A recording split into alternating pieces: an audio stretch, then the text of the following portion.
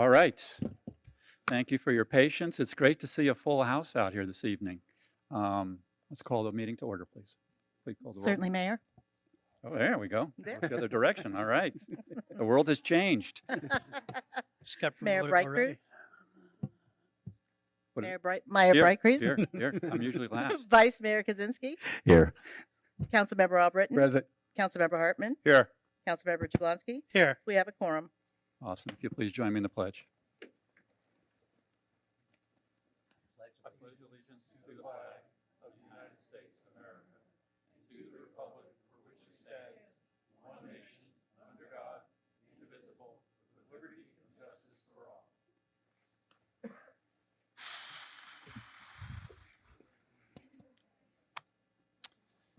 Before we get started in tonight's agenda, I just want to take a moment to mention a couple of things. Would like to have a moment of silence. Since the last time we were together, previous council member Elsa Amundsen passed away, and I just want to recognize that. We have a moment of silence. I also see Debbie Mantell here, and I just heard that her father passed away, so we'd like to have a moment of silence for both, please. If you please join me.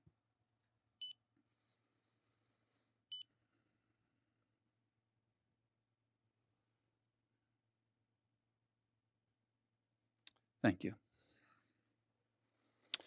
All right. First item on our agenda is a proclamation for Arbor Day. Got it with the other direction. Old dog. New tricks. Proclamation for Arbor Day. Whereas in 1872, Sterling Morton proposed to the Nebraska Board of Agriculture that a special day be set aside for the planting of trees, and whereas this holiday, called Arbor Day, is now observed through the nation and the world, and whereas in accordance with the policies and goals of the Town of Southwest Ranches Comprehensive Plan, adopted May 8, 2003, the town set forth measurable objectives for the protection and enhancement of critical ecological systems integral to South Florida's and the town's natural environment, including the maintenance and improvement of air quality by increasing tree coverage in the town and by meeting the standards to become recognized by the National Arbor Day Foundation as a Tree City USA. And whereas on December 20th, 2007, Southwest Ranches was recognized as a Tree City USA. And whereas continuing to meet the standards for designation as a Tree City USA provides direction for management of the town's tree resources, encourages public education about tree care, and promotes a sense of pride in the community. Whereas Southwest Ranches has continued to meet all standards and requirements for continuing designation as Tree City USA and will be recognized in 2023 and 2024 for a 17th and 18th consecutive year. Whereas annual proclamation of Arbor Day in Southwest Ranches is a requirement for continuing recognition as Tree City USA. Whereas trees reduce the erosion of topsoil, cut heating and cooling costs, moderate the temperature, clean the air, produce life-giving oxygen, and provide habitat for wildlife. Whereas trees in our town increase property values, enhance the economic vitality of business areas, and beautify our community.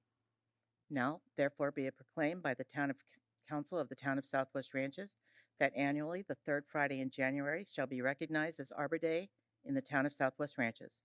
Further, the Council urges all citizens to celebrate Arbor Day, to support efforts to protect our tree resources, and to plant trees to gladden the heart and promote the well-being of this and future generations. Great. Thank you, Deborah. All right. Next item, we are blessed in this town because we have such a wealth of skills and people that are willing to take those skills and apply them and make our town better and just make it the special place that it is. And so we want to recognize one of those people this evening, and Laura Warren, we really appreciate what you've done. It's beautiful. She has, if you have not yet seen it, I think probably most everybody has seen it, but if you haven't seen it, you drive west, and at the western border of our town, there is the wall that has been just a beautiful mural of all the things that make Southwest Ranches special, and the fact that a rancher did that, and it looks fantastic, it's beautiful. Just really appreciate it. And so we just want to recognize that. Is East Keith. East side of the town. East The side. Eastern Bound, yeah, the Like Eastern. CVS. Yep. Yeah, so do we have somebody that's going to come up and, okay.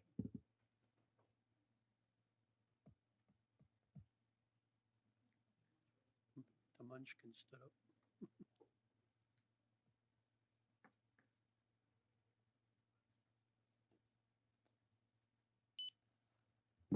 This is a great night. It is a great night. Okay, Mayor, council, and staff. At this time, I'd like to ask Vice Mayor Kaczynski and Councilman Jablonski if you could come down and help me out.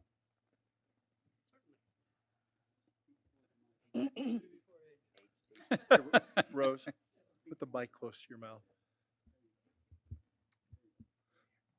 Can you hear me? Perfect. I have a big mouth, so I didn't. Okay. Not just yet. If you think you need a third person, one of the other council can help. I heard it was very heavy. Okay. Well, it was us that was doing that. Okay, at this time, I'd like the Arts Board and Susan Coots to come up, please.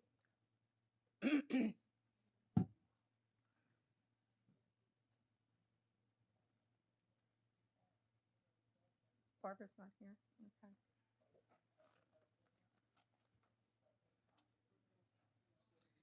Okay. Okay, and if you could stand on each side. And if I can have, at this time, anybody from Sunshine Ranches. Chris Brownlow is here. We have members of distinction here. How much better can you get? That's right. Anybody from Sunshine Ranches come up and stand on the side, please?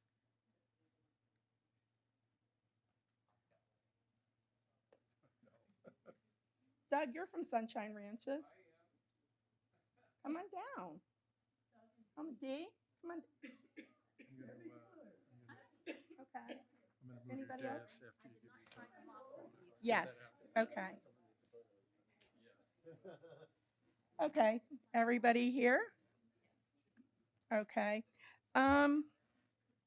Since everybody's here, I was hoping Barbara would, okay. Let me give you a brief summary of how we got to this. We were talking about what we could do to bring beauty into the parks. And Robert Sirota brought up, why don't we paint the wall? So from that it grew, and then it grew into asking and contest. And our good fortune was that, and Lord, would you come up? That we have.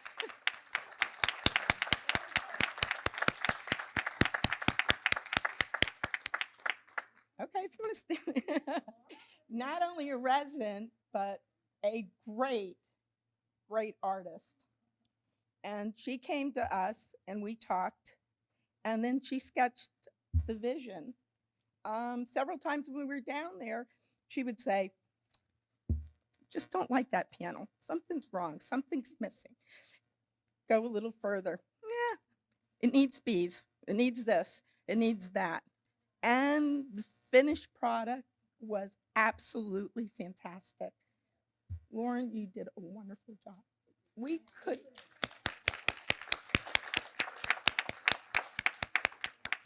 couldn't ask for any more. So if you haven't seen it, go down to Founders Park. And actually, when we walked around there, I really thought it would be noisy. But for some reason, it is so tranquil at that park. Once you're in it, you do not hear the traffic from Griffin, and you don't hear it from, thank you. Mingo. Okay, I really don't like to get up here and speak, but okay, so we have a plaque, and actually we have two. One will go out on the wall, and it will read artwork designed and painted by Southwest. Sorry. Artwork designed and painted by Southwest Ranch's resident Laura Warren. This will be put on the wall. Your other plaque is right there. It will go right through the door and to the left, and it will hang on that wall. And we're very proud of it.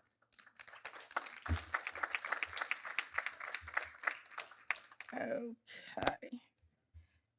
All right. I'd also like to thank Councilman Jablonski, who took on the job of framing it. Yes, we do know about that, and we thank you very much for that. So with that, I'd like to take a picture of Laura and the Arts Board, and then Laura and Sunshine Ranches, in case you need it for your HOA.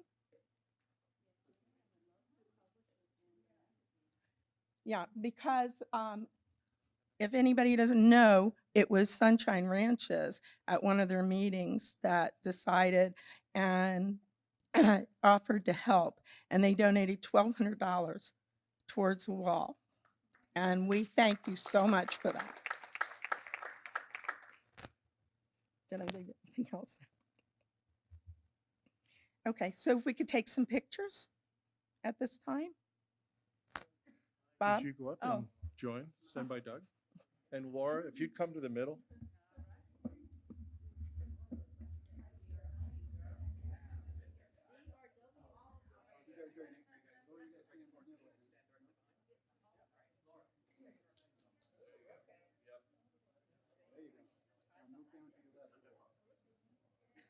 All right, folks, if you would, look this way. Stop talking, look this way. Smiles. Lori, smiles. Okay. Guys, crunch in a little. Yeah.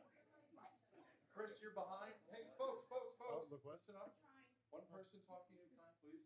Crunch in. Gary, you need to lift your side up. It's downhill. David, drop yourself. There you go. All right. And hop. All right. Big smiles, everybody. Especially you, Laura.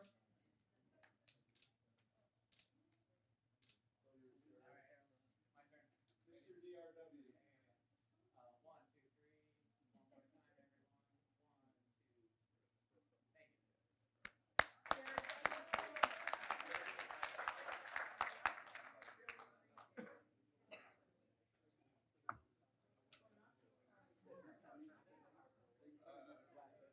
Hey, Lori, come on back. I'm not being asked to take pictures of just the Sunshine Ranchers residents. So everybody else would fall back to your seats. Oh, Heath, you live in Sunshine Ranch.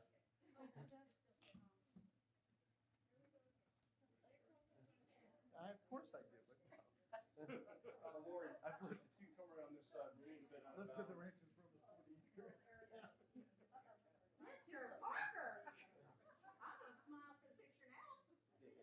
Oh, my. All right, big smiles, everybody. Thank you.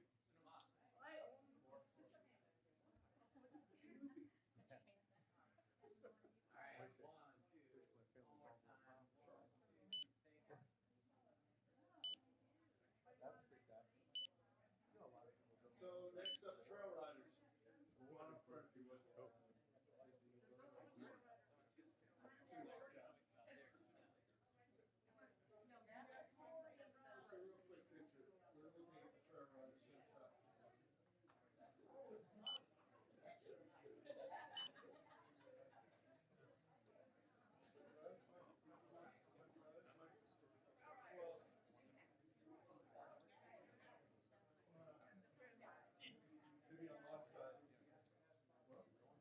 There you go.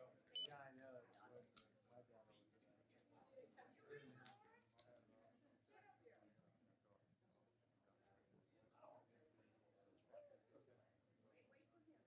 waiting for him. The guy with the camera is on.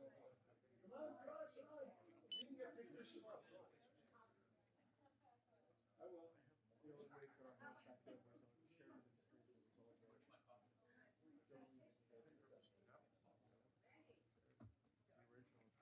Somebody else? two of them. They're ready.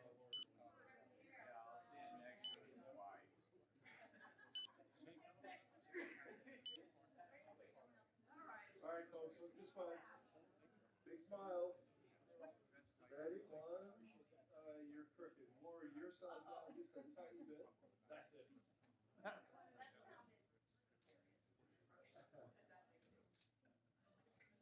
He knows better. All right, now let's see the arch board, folks. Roll arch board. Susan, you count that as well.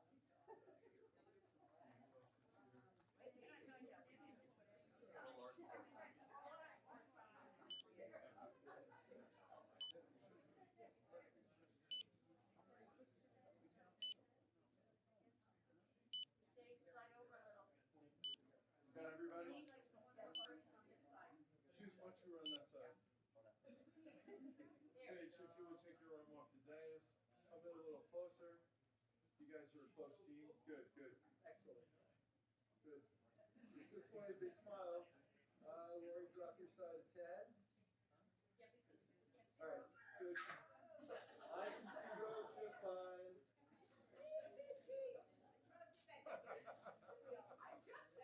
Okay, this time without everybody laughing. Keep the humor to yourself for a minute. I only asked for a minute. Lori, your side is hot. You gotta do that. There you go. Thank you.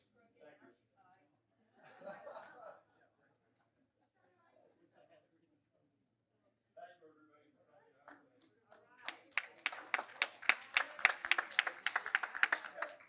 Go back up.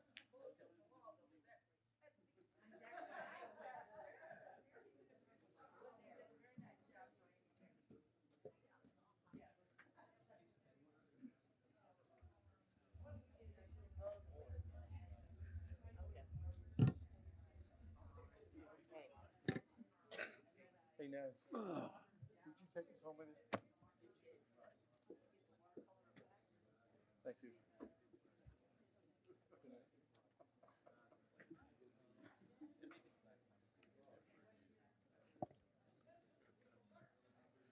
Save it for special.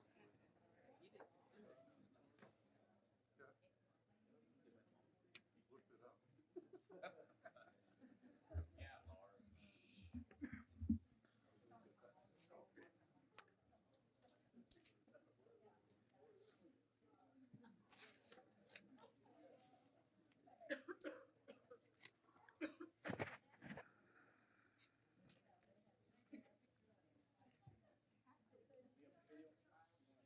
Okay. So we do have a video also of the mural out there. So if we can take a look at that so everybody can see it.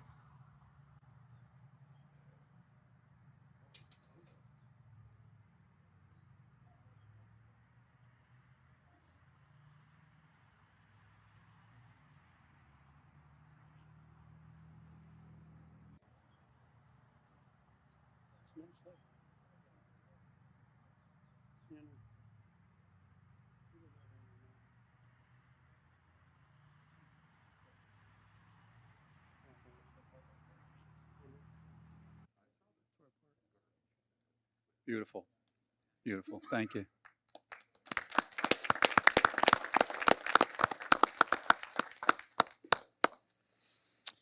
Okay. We also have a special guest with us tonight. As I think most residents are aware, Florida Power and Light is in the process of hardening really all of Broward County, but specifically here in Southwest Ranches.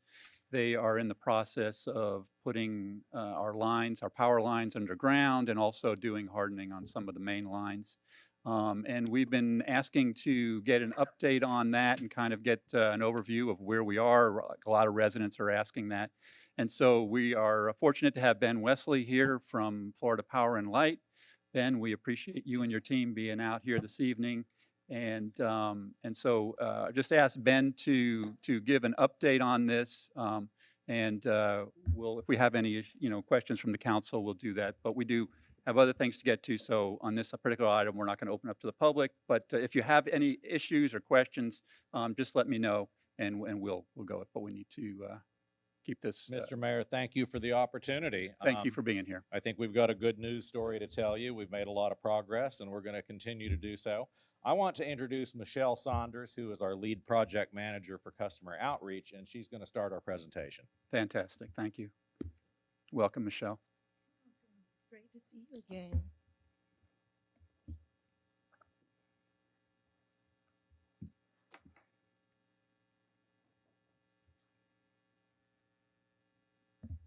All right, again, my name is Michelle Saunders.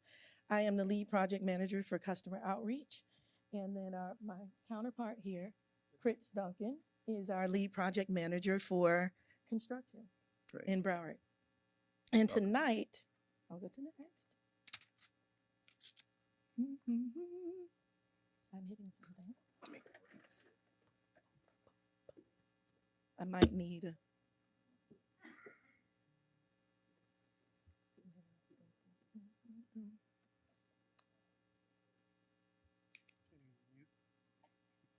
Inevitable. It's not just here, the presentation.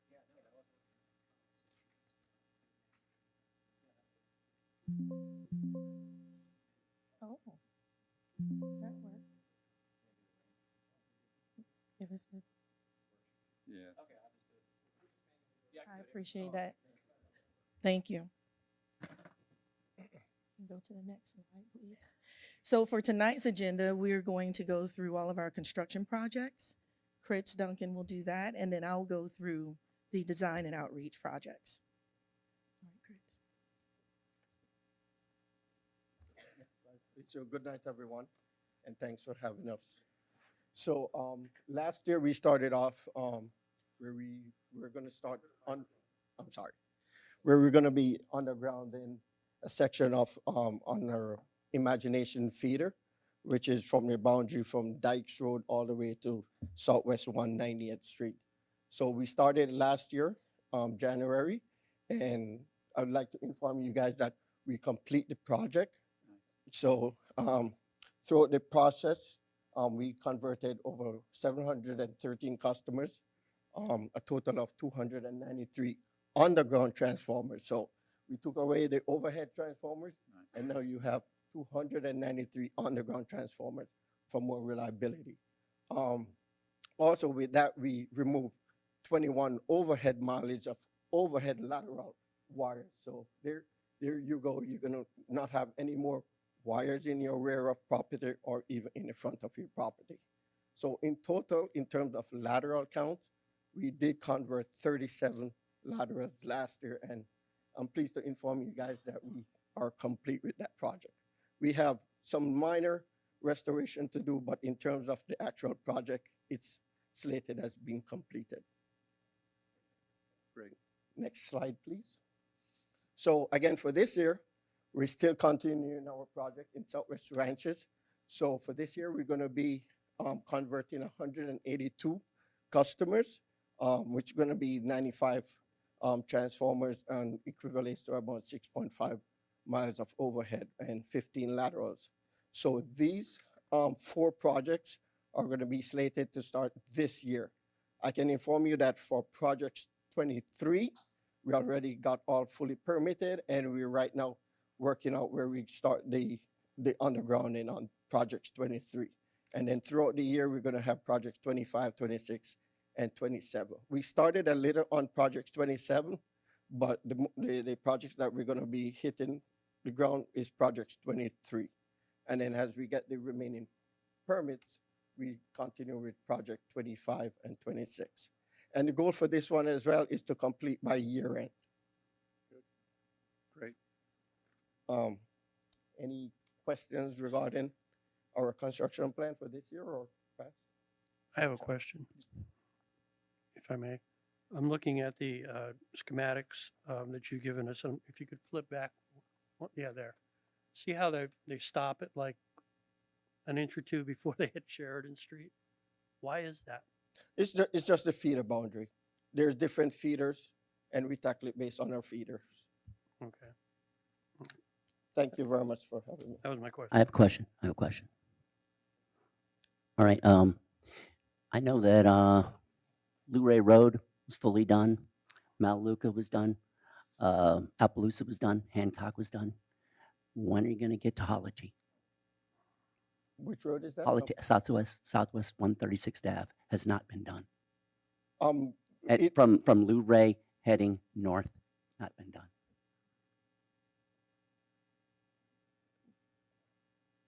I've asked this before, and they keep saying it'll get done eventually. I just like to know when it's going to be done, please. I think the best way to answer it is it's not currently on the schedule. Right. So Not we can currently on a we can schedule. only look- My question is, We can only look about, as you see, about 1 year out on these right now. We have to have this approved by the Public Service Commission every year.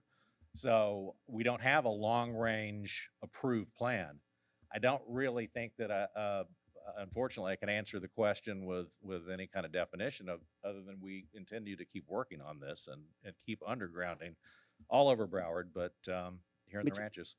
but you already did Hancock, you already did Malaluca, you already did Appaloosa, and this is one of those roads that run parallel that was neglected. So it's not that we're neglecting it, it's not on the same circuit. We don't go by roads, we go by electric circuits. So we're doing them basically one lateral at a time. And it doesn't correspond to the street grid. So it may not make sense from the standpoint of not being an FPL electrical engineer in terms of the boundaries, but it does make tremendous sense when you're looking at the actual electrical diagram. So we're going to have to wait until the hurricane comes, and that's all I'm asking. It doesn't seem like it doesn't make sense.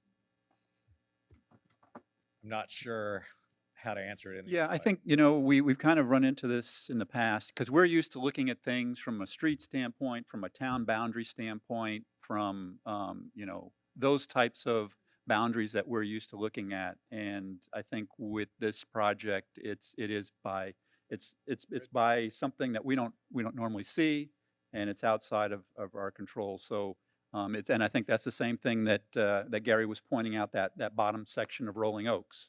To looking at it on a map, it looks very strange, like they went 9/10 of the way down the road. Why not do that last 10th? But that's in fact whole nother circuit. So Right, but when the next hurricane comes and our power's knocked out, everybody else is going to have their power because it's all underground. We're going to So- be left out there with nothing. The good news for Right. everyone is the more we have underground, the faster we can move on restoration. And we've already seen that happening from Irma, which took 18 days to restore, to I'm afraid- Ian, yes, I which know. took 8 days to restore. And that is our hardening process. So we are shaving time off of everyone's restoration, even though we can't get to everybody all at once. So when my lights are knocked out in the next hurricane, can I call you? I'm sure you will. Thank you. Count on it. Russell has my number. Count on it. Thank you.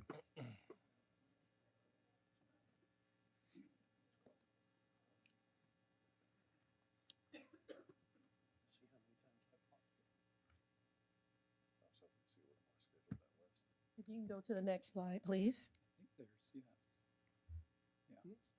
All right, just a moment. Any questions? Yeah, please. Okay. For our design and outreach, we're working on the Windmill 61 project. And our program is a feeder. We take a feeder approach. So you'll see it looks somewhat like a little elephant here that we have in this diagram, but all of these areas are being fed by that feeder. So that area encompasses, if you can see from a distance here, but you'll see Sterling Road at the bottom left, up to Griffin Road or Southwest 45th. And it goes a little bit higher than that in that area. And then to the left where you see the little trunk area, that goes over to the left where you see Griffin Road, and it ends up somewhat near Holiday Park there. In addition, to the right, you'll see Southwest 190th Street, or 190th Avenue on the far right. And then as you look down at the bottom, you'll see Southwest 63rd Street. So in that area, those are really the boundaries for this project. So the households that we will convert for this project are 457. We don't have the proposed transformers yet because some of the projects are still being designed, but these projects will start in February of this year. And they'll go throughout the end of the year. Within that, for those feeders, there will be 15 laterals that are a part of that feeder. So that is that project for Windmill 61. If you can go to the next slide. For this one, this is Imagination 61, our beautiful rectangle. And at the top, you'll notice it's south of Griffin Road, just this boundary here. And then it's north of Sterling Road. And you'll see on the 75th, it's the east of 75, and then the west of Southwest 148th Avenue. For this area, there will be about 22 households that will be converted. And we're proposing 9 transformers that are in the design. So that'll be a 0.74 overhead miles with 9 laterals from that feeder. When you're saying 22 homes in there, that's just in Southwest Ranches then, because that doesn't include the Davy homes? It's the Southwest Ranches. Okay, This is thank for our Southwest Ranches project. I'll go back. Any questions from you all? Any questions for the areas, those boundaries? Okay. So is there, for those 2 boundaries that you just mentioned, is there any projected completion date for those boundaries? Yeah, so those will run throughout the end of this year as well, from September to December. It really will depend on how we progress through the projects and obtaining those easements Great, and JBAs. But it's really completed this year for outreach. okay. Yeah. And when do you, just picking up on David's point, when do you normally hear about those approvals? When can we ask to see whether that area has been approved in Sunshine Ranch? And the approvals, as far as when I said the designs need to be completed, Mm-hmm. we can provide an update. We're completing that within the next month, those designs. Okay, okay, great, thank you. So if you would like Yeah, if you another could- update, we that can would send be- that to you as well. That would be fantastic, thank you. Okay? All right. Well, thank you. All right, Mayor, can I just yes, say one thing? sure. So, Ben, just so you know, I get calls all the time from residents who are always asking about the easement situation, whether or not it's real, whether or not they should give it up. You know, and there's a lot of apprehension, especially I know Councilmember Kozinski mentioned Sunshine Ranches, because in some places the roads are actually owned by the residents. So where they drop the lines is really within the swale that's privately owned. So FP&L needs an easement. The way I understand it, and this is more so for our residents to get out the word, the way I understand it, unless you all have all the easements, you will not do the area in question. You won't jump, you'll just wait until you get the easement. That's absolutely correct. We have to put these in private easements. We can't put it in public right away. The whole project is based on doing it in the private easements, because if the town were to make road improvements, we would have to move our infrastructure potentially, and we can't be in that position. So everyone who's done, all of these projects have been based on private easements. So residents who have contacted me at my office basically called to ask if this is real or a scam. Right. I get that call constantly. Is there a way for you all to coordinate with the town to let us know which easements you still need, that the residents potentially are being non-responsive? So Sure. maybe that we as a town can assist? Because without these easements, the entire town will never be complete. Right. As long as that's okay, Mayor, with you all. I just Yeah, want we're to happy to mention the coordinate issue while with they you were on here. that. And hopefully we've given you some ideas where we're going to be working, right, with this presentation. And that should give folks some confidence about where we're going to be. But the folks who are coming out and doing, you know, the actual one-on-ones with the residents, what credentials do they bring with them? Thank you. So the credentials are they will be dressed and they'll have a vest, like a safety vest, and it'll have FPL on the back of that vest. They'll also have a badge as well, and some wear a hat with FPL on it as well. But they'll have the badge, the safety vest, and their hat. But those are the credentials, and sometimes they will have an iPad with them, but their vehicles may be marked with either Pike, Bowman, or Mostec. Okay. Those are course. There's our our- mhm. Our subcontractors. subcontractors. Good. If they're not FPL, then they'll be marked that way. Very good. Any other questions? Well, thank you all for coming out. We really appreciate it. We're excited about this project and the success and the advancement that you've made, and looking forward to seeing it all come to conclusion. Thank you. Thank you very much. Thank you all. Yep.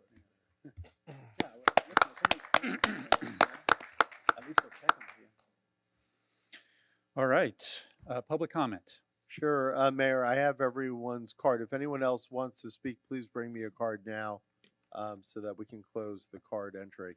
The first speaker is Newell Hollingsworth, followed by Gloria Murphy, followed by Michael Katz.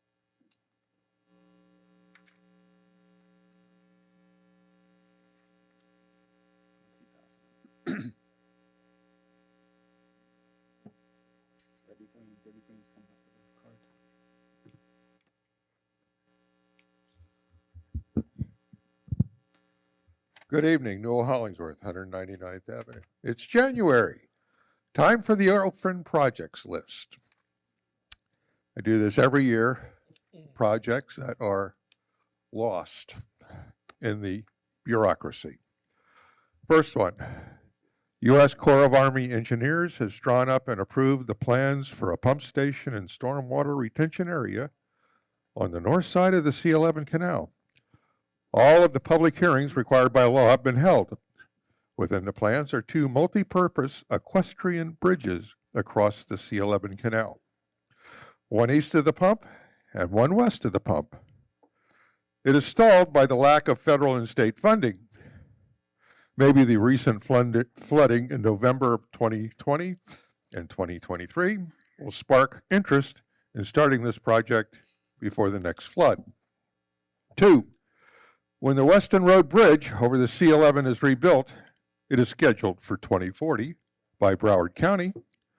Have them include in the bridge a multi-purpose pedestrian equestrian crossing within the bridge, similar to the one and the bridge over the C11 at approximately Hancock Road. Work with the Broward County MPO to place the crossing in the bridge construction plans. 3, work with the Weston Commission and Broward County Commission to realign the pavement striping over the bridge on Bonaventure Boulevard. This will provide a pedestrian equestrian trail over the C11. Try again to convince Weston of the necessity for this change before another rider is injured trying to cross to the north side of the C11.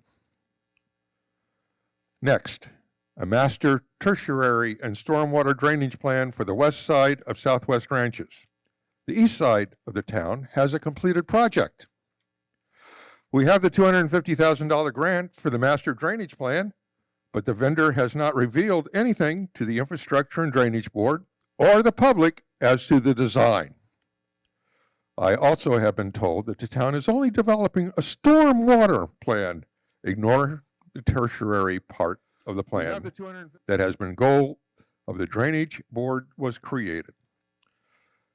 How is the planning department to implement the tertiary part if they still have no idea where the drainage is supposed to flow? Have the town reinstall the equestrian area signs at the entranceways to the town that were taken down when Griffin Road was widened. Remember when it was widened? The additional signs placed at all other entrances to the town. The town must get the appropriate state and Broward County approvals when necessary. May I continue? Yeah, please finish the list. Missing blinking caution light on trail entrance on Griffin Road at 193rd Lane. Convince Broward County that is needed to install this one additional light. If the county will not take care of this additional safety measure, the town needs to pay for it to be installed. Weston Road and Bonaventure bridges over the C11 canal have pedestrian crossing lights. A high button to the crossing activation pole is necessary for equestrians to be able to easily and safely cross Griffin Road. Have Broward County add the high button, like the one on Volunteer Road, to all traffic lights in Southwest Ranches for the safety of our equestrian community. Next, the Lineal Park and Equestrian Trail on Sterling Road, which has been approved by the town and scheduled to be built when Sterling Road is repaved as part of the 2025 Tisdor Plan. A, get the Parks and Infrastructure Board to work together to design the park, converting the north side into a park. B, convince Davie Town Council and local Davie HOA to support the plan on the Davie part of Sterling Road. C, convince the state DOT to support the plan because they handle the bridge. Lastly, an area for farm animals is something that is basic to our town's identity, and as such, there should be designated areas within each lot for shelter and turnout area for large farm animals. Horses are the major visible and economic reason that allows our residents to have other types of farm animals. Thank you. Thank you, Noel. Gloria Murphy. Hey, Gloria. Followed by Michael Katz, followed by Mary Gay Chapel. Mary Gay Chapel's here. Yeah, she's in the back. Oh. D and back row.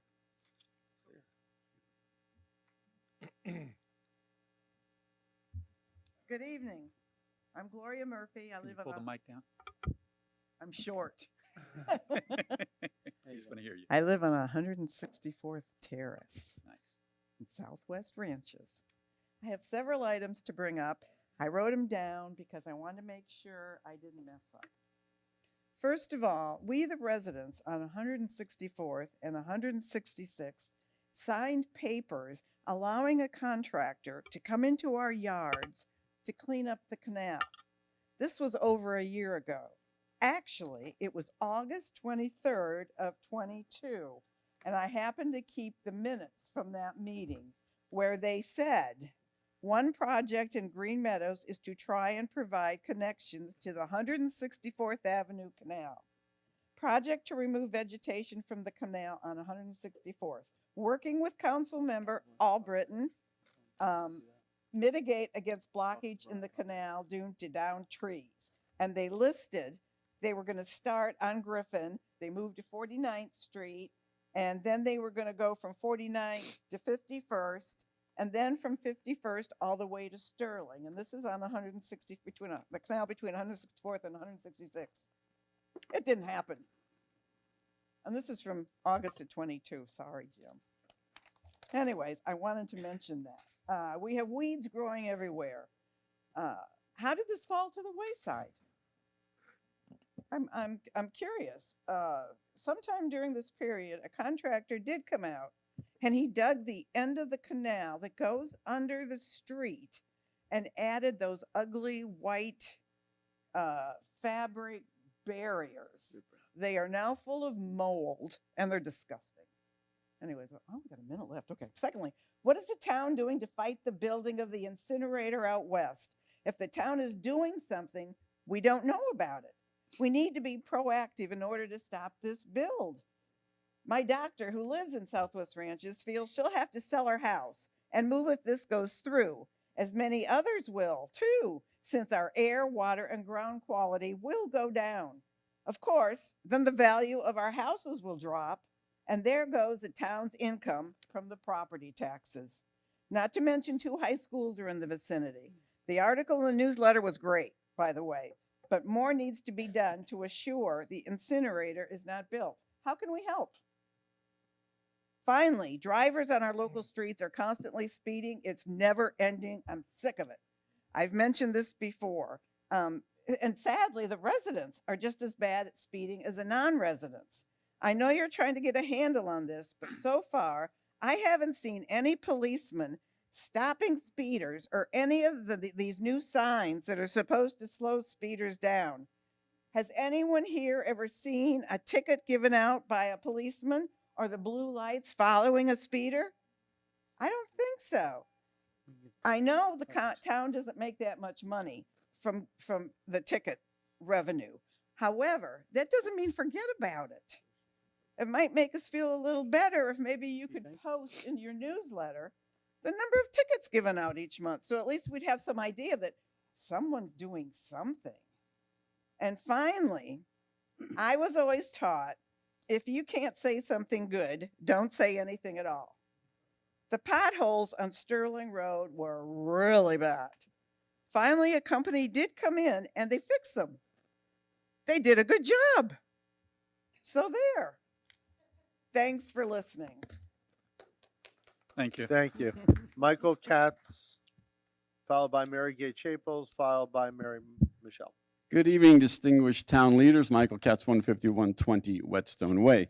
When we matriculated from the Waste Pro contract to what we felt would be a better one with waste management, although some of the wiser townspeople felt this was not a good contract because of the expense, well, Waste Management has blinked twice this month in Area 1. As of 6:50 tonight, our recyclables have not been picked up. Were you aware of that?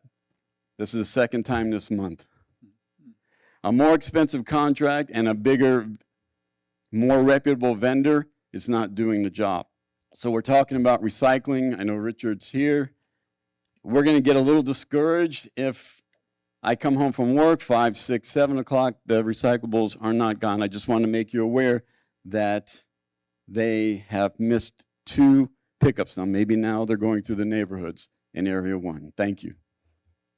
Thank you, Michael. Mary Gay, followed by Mary Michelle, followed by Richard Ramcharger.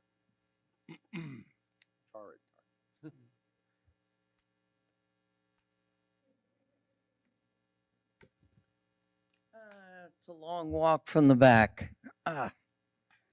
Anyway, Mary Gay Chapels, and it was brought to my attention. I was park board chairman for 18 years, so I would say that this issue probably falls at my feet.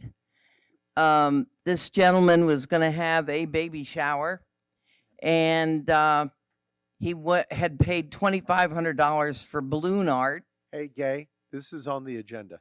Oh, I didn't see it. It's at the bottom. Can't discuss it. Thank you very much. Bye. Mary, followed by Richard. Good evening. Mary Michelle, 15011 North Saxon Circle. I request an advance indulgence if my speech goes slightly over. It shouldn't be by long. I am speaking again tonight to ask for a retraction of Town Council Resolution 2023-001, support for Israel, and in its place, create a new resolution calling for a permanent ceasefire, equitable peace negotiations, and lifting of the siege and justice for the oppressed. For those of you who are not aware and who believe that this is solely an anti-Hamas resolution, I call your attention to Section 1, which states the Town Council hereby denounces the cowardly acts of the militant group at Hamas and stands in solidarity with the State of Israel, the Israeli military, and the people of Israel, etc. This resolution is just one example of the anti-Hamas, anti-terrorist propaganda that is so prevalent in our society and so relentlessly pushed by the Western news media in order to justify and whitewash the slaughter of innocent men, women, and children. This rhetoric is, in fact, a house of mirrors to deflect and justify the genocide of an entire population. This conflict is and has been a blatant and ongoing attempt to colonize, occupy, terrorize, and steal in other people's land by the murder and displacement of the indigenous population. Who is the Hamas, according to the Israeli government? Every single living Palestinian man, woman, and child. Israeli President Isaac Herzog has stated that all civilians are legitimate targets. Defense Minister Yoav Gallant has stated, Gaza will not return to what it was before. We will eliminate everything. Energy Minister Israel Katz has stated, we will win. They will not receive a drop of water or a single battery until they leave this world. When asked how many dead Palestinians would be enough, our own Florida State Representative, Michelle Salzman, replied, all of them. Perhaps some of you are able to ignore the ongoing genocide. It has become painfully obvious how the freedom of speech is being blatantly censored throughout this nation. The media presents such a pro-Israeli bias that many do not even know the absolute massacre that is not only supported and encouraged, but financed and backed by U.S. citizens' tax dollars for the sum of $18 billion in 2023 alone. I am sure you have heard of the 3 hostages that escaped from Hamas only to be shot down by their own government while waving a white flag. Do you know how many Palestinians have been murdered in cold blood doing the same? The number of dead, the number of wounded, the number buried under the rubble, the number of hospitals burned, bombed, the number of press killed. Simply open Facebook, Twitter, or Instagram and witness a people documenting their own genocide. Ignorance is no excuse and silence is complicity.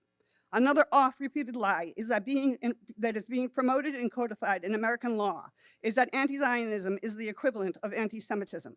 And that lie is being used to silence and intimidate anyone who dares to defend the defenseless. 24 pro-Palestinian anti-Zionist students were attacked with hazardous chemical while attending a peace rally in Columbia University on January 19th. Harvard students are being outed by Zionist groups, their faces and personal details blasted in public, endangering their lives and promoting retaliatory violence. Students who dare to act as a voice for the Palestinian people who cannot in good conscience remain silent are being blacklisted from jobs for major corporations. Legislation is currently being introduced which would make it a crime to make anti-Zionist, anti-Israel comments. I personally take it as an extreme insult that I, as an American citizen, would be deemed un-American because I do not support a foreign power. My father fought on Iwo Jima in World War II and witnessed the raising of the first flag. My grandfather fought for this country in the trenches of France in World War I. They fought to end oppression. They fought for the freedom and liberation of the oppressed. I will not tarnish their memory nor their service to our country by blindly supporting the extermination and occupation of a people by a foreign government. Their flag was not an Israeli flag, and neither is mine. I ask again for you to retract the resolution and in its place call for a permanent ceasefire and equitable peace negotiations. For those of you who stand idly by, but somehow still question how the horrific atrocities and genocide of the Holocaust were possible, I say to those, look in the mirror and ask yourselves again. I have a copy of the resolution, which I will leave on the back table for anybody who needs to read it themselves. And I also have a proposed resolution to be entered for ceasefire that I would like to present. Richard. May I present? Yeah, bring it up. Followed by John Garotti, followed by Dee Schroeder, and then final speaker will be Debbie Gray. Good evening. Richard, Southwest 166th Avenue. I would like to just give you an update on some of the things that I've been working on behalf of the people of Southwest Ranches. I attended a coalition, statewide coalition meeting in Tallahassee over the last couple of days. And this meeting was put on by Rethink Energy Florida, Climate Reality Project North Broward and Palm Beach County chapter, the Sierra Club, and others. And the event was called Reclaiming Florida's Future. It was a lobby day, which involved training on the 23rd once we arrived there in the evening, and then all-day meetings with legislators to discuss specific bills, but also I took the opportunity to pass on information to them about our concerns about waste to energy facilities here in Broward County and Miami-Dade County. I can tell you that Senator Book, we met with her aide, Sean Lahaki, and he was familiar with the issues that we're facing here.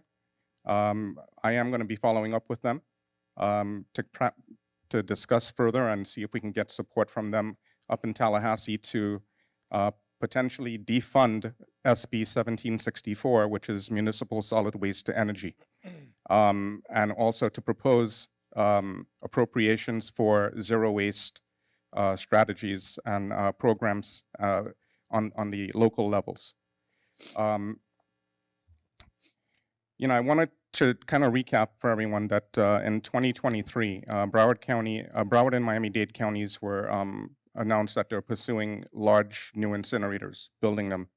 And they're just 7 miles apart from each other on the edge of the Everglades.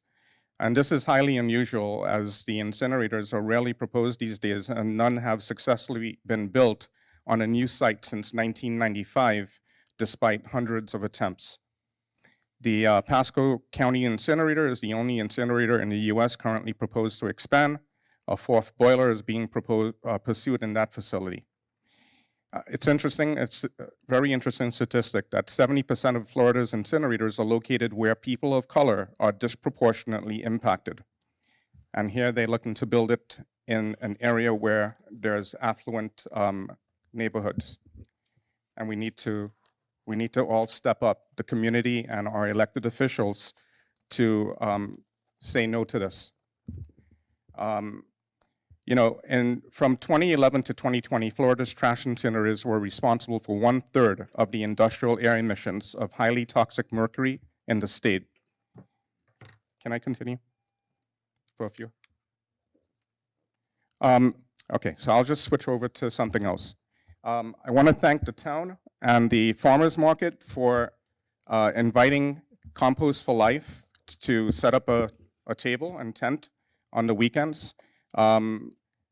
On the 20th, the last farmers market that we had, they were there, and they had a very good showing and response from the community members who came over to the table. I spent the entire day with them, and I saw what was going on, and the responses was positive. They actually received some new subscriptions. So I would like to invite everyone in Southwest Ranches to please consider composting. You know, we're trying to see if we can encourage our town council to approve a pilot program for composting in the future. But in the meantime, individuals, you can sign up with Compost for Life, and I have information. I can leave it in the back, or you can speak to me after the meeting. This organization is going full head and full steam ahead with trying to encourage our young population to get into composting, and they're doing a very good job with education programs. They actually wrote a book, Juanito's Adventures, which is Francisco Torres' dog, and it's written in both English and Spanish. And I would encourage you to go on Amazon and purchase the book and share it with anyone. It's not just for kids. So this is the book, and I will tell you that it's very encouraging after coming back from Tallahassee. What I observed up there with these young children and college students is that they're very motivated to change the way that we do things in the state of Florida for the better. So I would encourage everyone to start composting in their homes, and let's help them create a better future for themselves, as well as ourselves. Thank you. Great. Thank you, Richard. Thank you, Richard. John. Yeah. Dee, you're after John, and then Debbie, you're last. Good evening, folks. John Garotti, 162nd Avenue. First of all, I'd like to say hi, wife. She sees me all the time talking on TV. Nobody knows my wife. They just hear my big mouth. But if it wouldn't be for her, I wouldn't be up here. But I want to say thanks to the residents that came out to support our little civic association that's still a baby. I see a lot of folks here. They came out. We had a golf cart parade. Thanks, Joey, Manon. You guys are wonderful neighbors of ours. I want to make 2024 a super positive year. Want to go forward. This town's had a lot of drama in the last few years. We got to fix all that, guys. Got a new town administrator. Love the suits, you know that. But it's just a matter of communication. Newell, the dedication this guy's got is incredible. Richard, it's amazing. That's what makes us a town. So these projects that Newell speaks about, these items that Richard fights and goes to work for every day, somewhere on our site, we can communicate better. Hey, we didn't do these 3 projects. We didn't do this. We forgot about that. We can follow you guys' work. We can give you guys some input. We're not just out here to pay some taxes. We want to be part of the whole deal. So whatever we can add to a website that can communicate what you guys are trying to do, maybe you couldn't get to it, maybe there's funding, but communication is always going to be the key to solving resident issues, to getting the answer for that guy that wants to be here every town council meeting and asking, hey, what happened to these projects? Are you forgetting about us? So communication goes a long way. Anybody that has any questions regarding anything, if we can just talk to our fellow neighbor rather than just going bananas with code enforcement, it'll fix the problem before code enforcement will. Code enforcement has a purpose. Otherwise, we would have a disaster. We wouldn't have a town. But we have to rely on ourselves to fix our problems because it's more direct. I'm not saying to become best friends with every single neighbor because nobody's going to get along with everybody, but just reach out. Look, maybe that could solve your problem before getting something in front of a magistrate. I haven't had the best luck with that, but that's another story. Just, 2024, let's make it positive. Steve, you got a big job with this incinerator deal. good luck with your campaign. I know you're running for mayor again. You know, it's just a matter of staying as a town. These little murals and all this stuff, yeah, that's fantastic, right? But let's bring ourselves together and let's be the town that we so in our town charter, you know, the rural, the neighbors, the horses. Let's do that. Let's act as a town. But that's all I want. Otherwise, I'll be here for hours. I like this microphone. Thank you, guys. Thank you.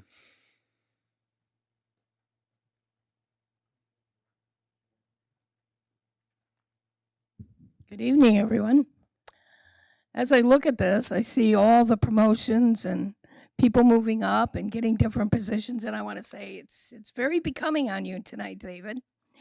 But the person that never gets to really move up is someone that I love from the bottom of my heart, my family, and he was truly a gift from Sherry and Gary, and that's you, Keith. And I appreciate you no matter what. And if you want a promotion, I will think of one and I'll give it to you. I went to the food truck event, which was the school board advisory combined with Hawks Bluff. And it was a little disappointing. There wasn't many ranchers there that I seen, a lot of people from the school.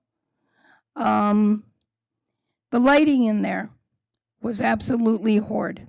All the children gravitated not to where the churros were, not to where the Greek food was, but they gravitated right to the playground, which was pitch black.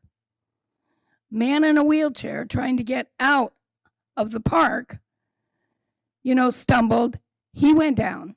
He's fine. He didn't get hurt or anything, but it's pitch black. And I think that we could probably put some kind of lighting in there for an event, not to be used during week hours or anything like that, only for a special event where the town is also going to be included. Or you could decide to let other people who are doing an event there, you know, use it. But that light would never go on unless there was an event. Like I said, the playground was pitch black. It really was not a good thing. The second thing I wanted to bring up was the Parks Foundation, the Astronaut Parks Foundation. And I know, Russell, you've got an answer for me, right?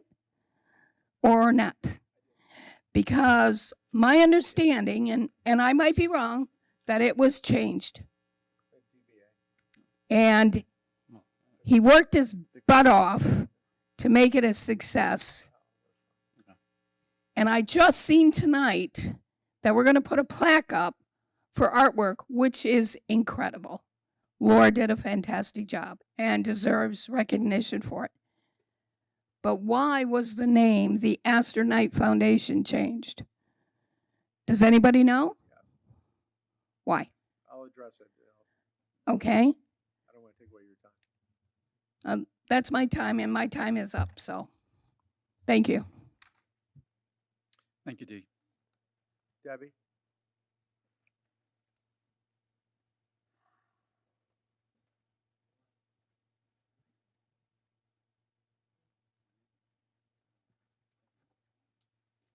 Debbie Green, 5201 Southwest 199th Avenue.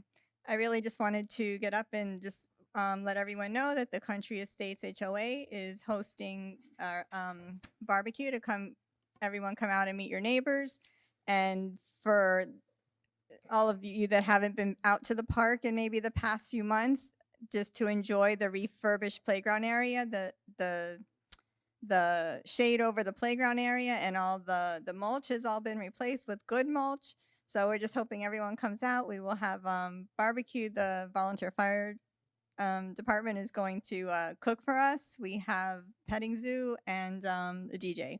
So hopefully it should be fun. We'll also have more information out there and how we can, what you can do in this fight against any possible incinerators and waste to energy, and just come on out.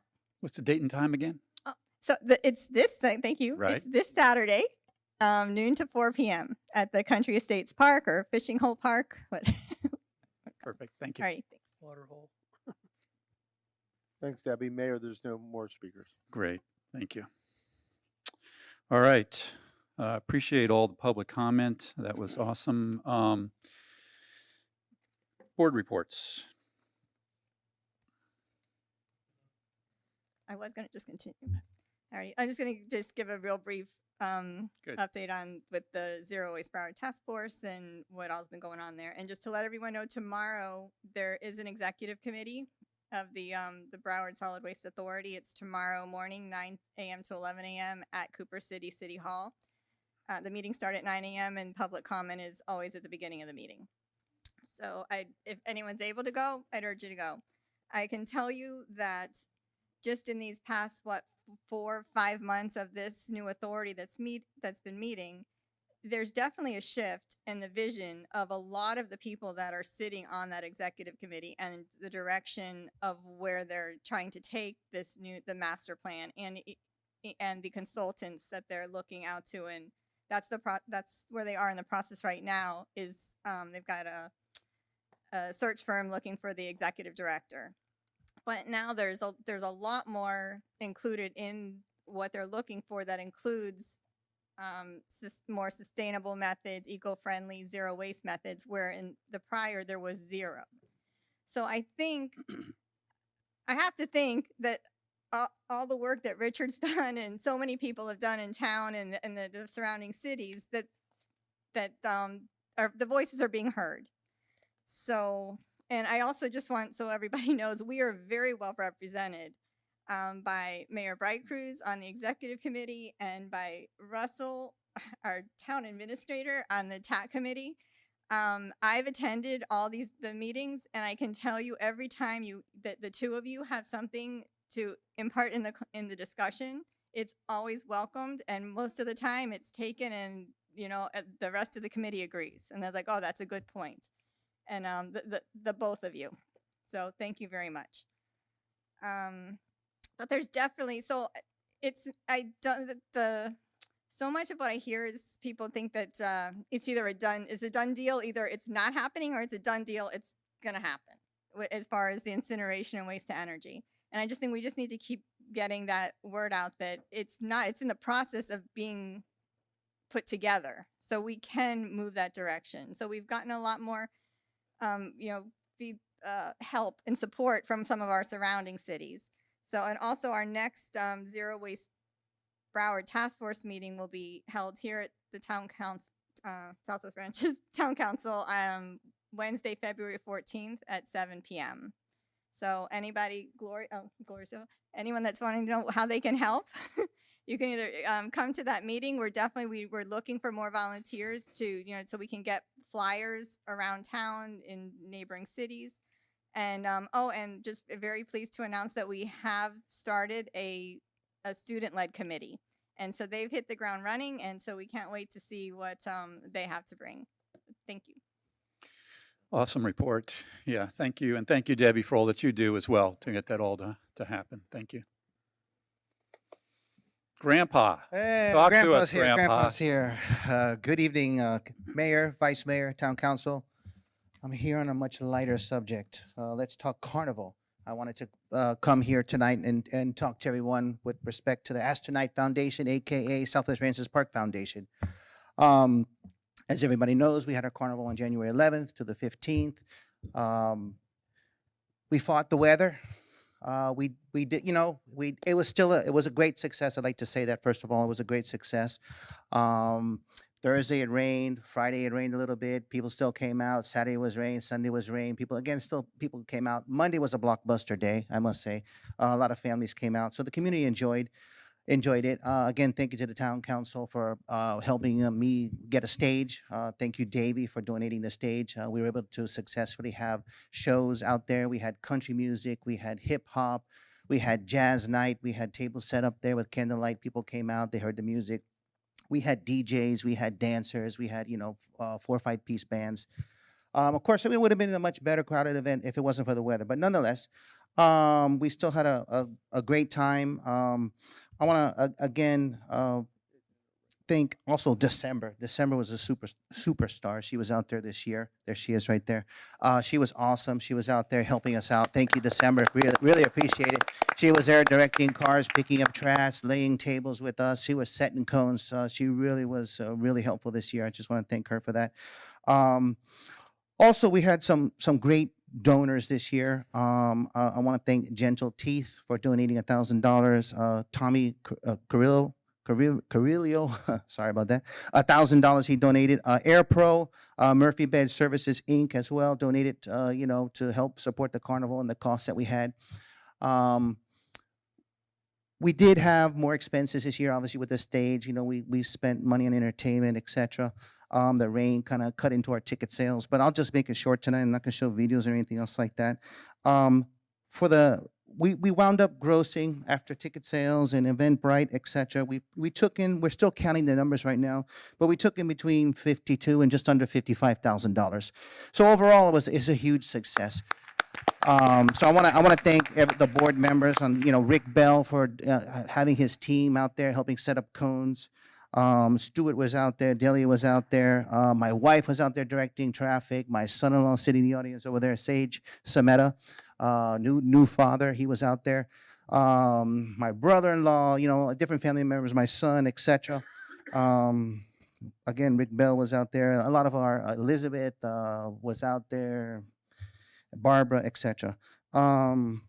That pretty much sums it up. I mean, I can go on forever. I'm not going to do that. And one other thing, I want to also thank the town also for cutting back the trees. I know it may be controversial, but the park looks much better. We can see the open spaces. The farmer's market looks very visible.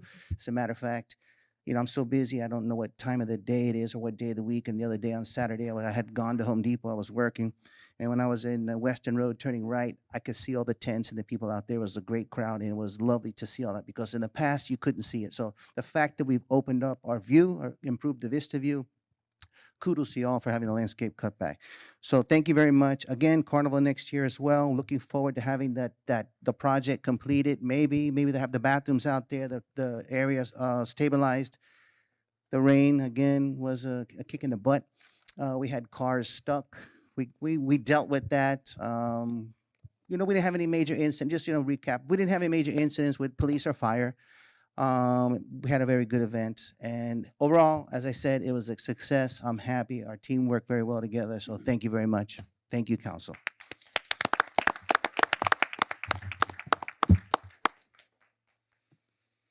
Any other board reports? Yeah.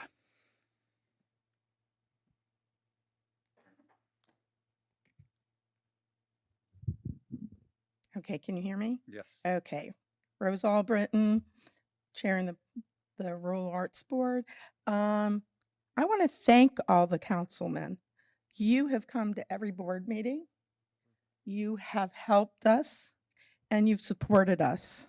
So I want to start off by thanking you. And on the lighter side of it, at this past meeting, we talked to you. Last year, we came to you regarding the rancher and that we thought it needed a new face. And you took that and you replied back, that's great. You do it and we'll see it. We went through the year and we did it. And so much help from Susan Coots. We could never do this without her. I have I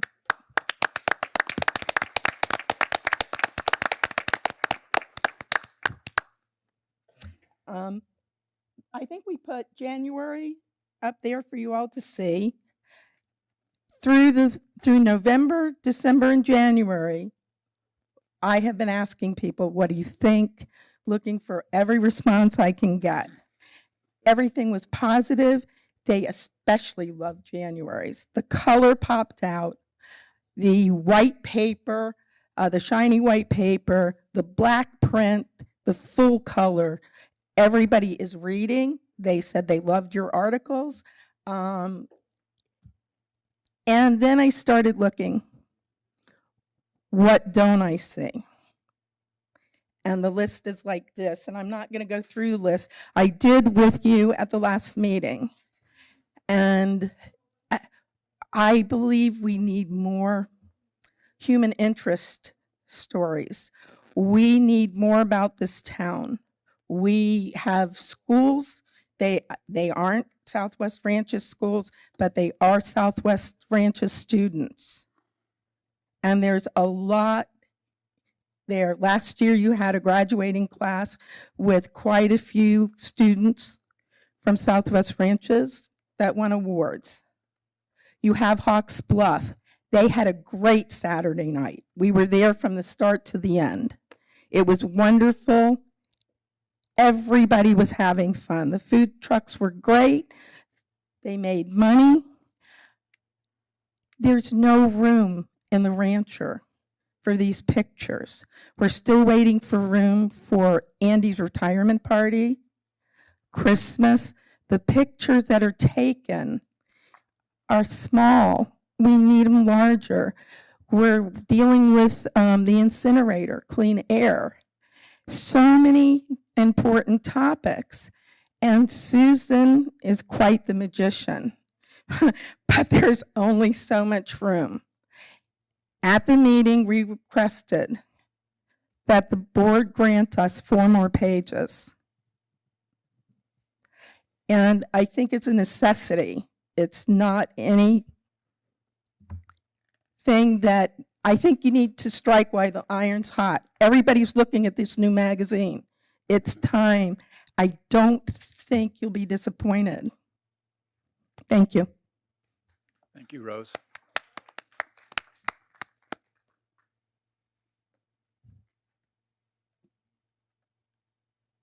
So now I'm going to speak on behalf of the Ed Board. Okay. So I just want to remind everybody, huh? What? So I just want to remind everybody to make sure and go out and sign up for the Sikhs Unity and Diversity 5K Run Walk. And they actually, right now through the end of January, you can save $5. There's a coupon code. It's JAN Special, JAN Special, that saves you $5. So, and the event is on March 9th. And so, and then all the proceeds from that event, they donate it to the Southwest Ranches Scholarship Fund. So everybody, please go out there, sign up for it. I think most of the high schools have teams set up, so you can register with a team, or you can try to register with Southwest Ranches. And also the barn dances will be coming up on March 16th, I believe it is. So keep an eye out for that. But thanks. Very good. Any other board reports? There's a lot going on. We got a lot of reports. It's awesome. It's awesome. Thank you. Appreciate all the resident volunteers that are on these boards and all that they're doing. It's really fantastic. It's the fabric of our town. So thank you. All right, council member comments. I'll go. You got it. Surprise. Let me go over a few things. First off, thank everybody for coming. And those of you out in YouTube land tuned in, welcome. Few things I want to cover, and then I want to get into what I would consider a very serious subject for the council to discuss. First off, we have hazmat coming up at the barn in April on the 27th. You're going to hear me say that all the way up till April, so just get used to it. Please. Just answer a few questions that some residents have asked me throughout the last month. One is dealing with the restrooms that we have slated at the Green Meadow Sanctuary. The draft plans for the restrooms, ADA access, landscaping, and the parking lot have been submitted to the building department for a courtesy review. That's the status of it as of right now. Our target for that is by next December. So that's no pressure, Rod. So that's when we're going, that's what we're shooting for that on that one. Also here at Town Hall, we're having to replace a storage building that's out back. I like to call it Andy's garage. It just has a nice ring to it. Russell is working on that. The staff is developing the scope of the proposed storage building to replace the damaged trailer behind the town hall. I don't know if any of you have seen it, but, you know, raccoons live in there. You know, they can get in and out with no problem. It's that bad. So we need to replace that. That's coming up. Okay, I turned over to Russell. There you go, Russell. I'm looking over there. Sorry. Turned over to Russell 4 sheets of paper. District 1, 2, 3, and 4. District 2 is my district. I marked where I wanted my 3 speed poles. And then I took the other ones and I said, if these guys don't get off of their duff and mark up that a new map, this is where I would like you to put the remaining speed poles. They're all right there in that box, in those boxes. George is ready to go. He's done with the carnival. He can put them in starting next week if we give him the go-ahead. So it's up to 1, 2, 3 guys over here to pick the 3 spots. So no pressure. I've given him an alternative if you guys don't want to put them in. Don't want to mark the X's. I did give Russell my votes as well, so he's got my input. Okay, so I just But want to you- mention, But you guys know it better than anybody else, so I agree with what Gary's saying. yeah, you gotta pick this out. We got to get this project done. They're right there. They're paid for. They're ready to go, and George is ready to go, or so he said. And you know, I'd like to see him up. I see a definite need for him in Rolling Oaks. I walk Mather Boulevard cautiously now. There's a lot of speeding, and I do believe this will help slow down some of that throughout the town. So, gentlemen, I'm throwing the ball in your court. I've already got my locations marked out, and yours if you don't like mine. So, anyway, so if we could facilitate that, it would help. We have the 5K run coming up on the 9th of March. It's 7:30 a.m. is the starting time. As Debbie Green mentioned, it's the proceeds are going to benefit the scholarship club. I've already signed up for it. I'm ready to go on that. On the February the 3rd, from 10 to 2 p.m., we have a police expo at the town of Davie. It's on South Nob Hill Road at police headquarters, 1230 South Nob Hill Road. It's right off of State Road 84 if anybody is interested in going. It's always informative and it's a lot of fun, especially if you have children. They have all the equipment out there and the kids get to run around and check it all out. So it's something worthwhile to go to. Also mentioned the barn dance on the 16th for the Education Advisory Board. More information will be coming within the next 30 days on that. Okay, now I want to talk about something very serious. In Rolling Oaks, we've got a real problem. I think of it as an infringement on our rural lifestyle, for lack of a better way of saying it. I'm asking the council, I'm going to discuss it first, and then I'm going to make a motion. We have a real problem with various aspects of the code. It's being flagrantly violated, and I would like to see it go from reactive to proactive. And I have 5 items that I would like to do this, and this is just for Rolling Oaks that I would like to put into place. One of them is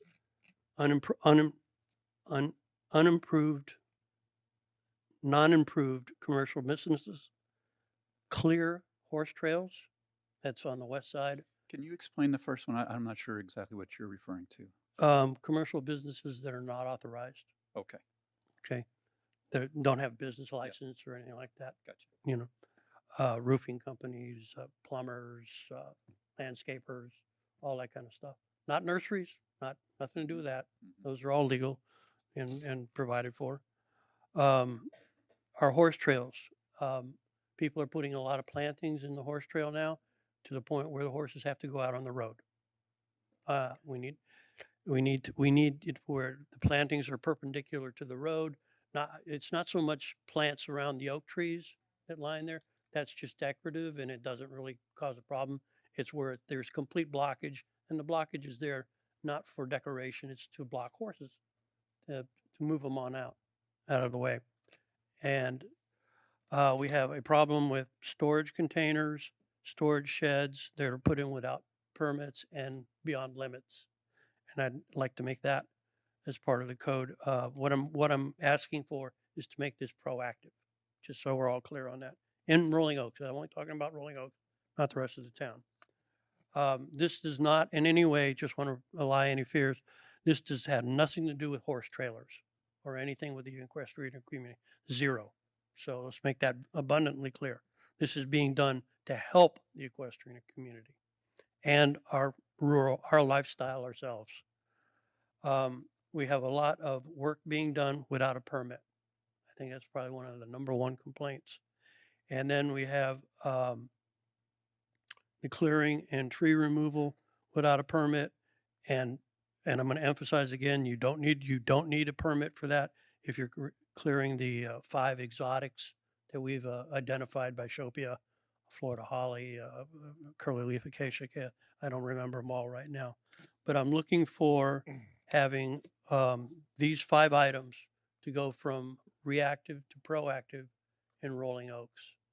I'm up for discussion before I make a motion here if anybody wants to discuss it, but I think it's very necessary in the Rolling Oaks area because I just see a complete erosion of our rural lifestyle, for lack of a better way of saying it. And if anybody you want here would like to comment on it before I make a motion, I'm more than happy to hear a conversation. I have some, but go ahead.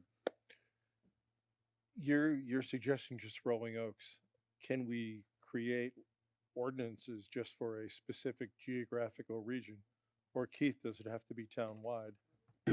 No, remember the decision of the council on how it wants to enforce its code was just basically a policy. There's no actual resolution or ordinance on the books. You just basically vote consistently and say, we would like to make this issue proactive or this issue reactive. What Councilmember Jablonski, who did call me earlier today on this list, is asking is, as it relates to his district, where he's getting the most flack and calls constantly by the HOA, homeowners association, et cetera, is that he would like his HOA to be proactive, his district, as it relates to those items. That wouldn't prohibit you all from making it town-wide or increasing it to your district, but he's just asking in his area that code enforcement be proactive on those issues which are important to him and his residents. And there's nothing wrong with separating that if that is the will of the council. Thank you. Any other comments? Yeah, you know, we've discussed this many a time. I thought we were going to have a decent workshop on this to come up with these ideas as to what would be proactive and not proactive townwide. I see no problem with this applying it townwide. I know he's asking for just his area, but these problems are townwide. They're not just in Gary's district. So I don't know if just keeping it in Gary's district is really doing any good for the town. It's doing wonders for his district, but let's look at what the whole town needs and address it that way. You know, I'm all in favor of him taking care of his area, but I'd also like to see the whole town, especially on some of these issues, work without permit, storage containers, and it can go on. Cars being parked on property, it just, you know, it goes on and on. So I think the town really does need to have that workshop that we talked about for proactive, reactive. We've never had it. We keep talking about it, but I really think that's something we need to look at, you know. So Gary, I understand what you're saying, but I really think that this needs to be looked at townwide also. David. Sounds like some issues that I really was waiting for a workshop to discuss, especially townwide. I understand Gary's concern, and I'm very sympathetic, because other issues that I think are important to consider is if we are expanding proactive on these 5 issues, is the current status of the code enforcement team sufficient to enforce this town-wide, or will it necessitate an increase in funding? think that's a valid point. Makes sense. I have a few. Yeah. I just want to answer Councilmember Kaczynski. While it may be within your discussion eventually to add more code enforcement officers, what a change from reactive to proactive really only means is that if they see it, they are allowed to cite it on their own volition and don't have to wait for a person or a council member to call them if they see it. It's not actively going out and looking for these items, but it's saying if they see it, they're absolutely allowed to cite. And what one thing, Councilmember Jablonski, if I may add to your discussion, is that one of the things that set this up is Councilmember Jablonski gets called by individuals within Rolling Oaks on a consistent basis, afraid to turn in their neighbors because of the state law. So he's been putting his name as the complainant on more and more complaints to the town. Me too. And it's sort of working not in his favor, because when the residents are saying who's the complainant, it's consistently Councilmember Jablonski, as if he's driving around his whole community, looking for the violations, but it's more so to prevent an anger between residents who don't want to create a war with their neighbors. So sorry, I just want to expand it on that. Thank you. I'm losing the popularity contest. Right. Yeah. So No, it's true. I think we've all experienced that. I think that just a couple of thoughts. One is I object a little bit when we say we need to have a workshop on this. I do think we need to have a workshop on this, but I do want to remind you that we did have a workshop on this back in August of last year. Okay, so we did have it. We had a whole list of about 11 or 12 items, and we discussed each one of the items. We heard a lot of feedback from the residents, and if you'll remember, a lot of the feedback from the residents was, we like it the way it is, just leave it alone. And so that was what we did. So I think what we're seeing now is kind of this pendulum swinging back and forth. Inevitably, when we bring up a topic like this, you don't always get a true cross-section of everybody's opinion. You tend to get people that object to it come out, which, hey, I've done that, and we've all done that. That's kind of the way the process works. So there's nothing wrong with that. We want to hear those objections. That's a good thing. But I'm in favor of another workshop, because I do think that these are important issues, and they are issues that are not going away. They're growing, they're getting bigger, they're getting more difficult to handle, and I think we need to walk through these things. A couple of thoughts on your list, Gary. I believe that what is good for Rolling Oaks is good for all of Southwest Ranches. I would not be in favor of instituting something specifically for one part of town, Rolling Oaks or otherwise. But I think the points that you brought up make sense for Southwest Ranches, and or at least need to be discussed, but I think generally they make sense. Obviously, we want to hear from the residents, and we want to give it a lot of thought and discussion. But the one thing I would not be in favor of is having special rules for different parts in town. I think that that one of the things that we pride ourselves in is being one town together, and so that I would like to see. Whatever we do, have it apply to the town as a whole. And I think the other thing is, I think on your list, there are 3 of them, and I couldn't list them off. If you went through them, I could tell you which ones.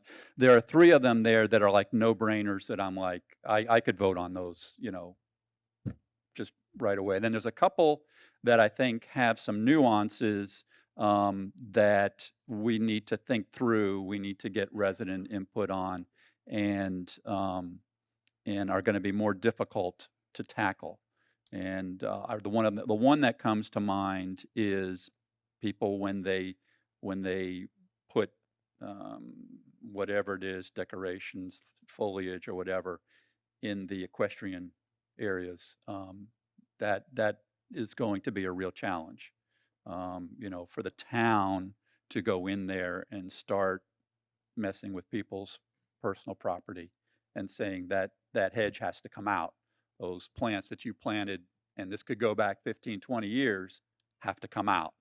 It's going to be a challenge. yeah, I know. But we're either in a question. I know. I'm not saying I'm against it. I know. I'm not saying I'm against it. I know the difficulty of it. It's going to be a And to challenge. see people adding stuff to All the it. time, all the time. And it's, you know, pretty soon, if we don't put, I don't want to say put our foot down. Yeah. If we don't react, Yep. it's going to be over. If we're not proactive, it's going Right. to be over.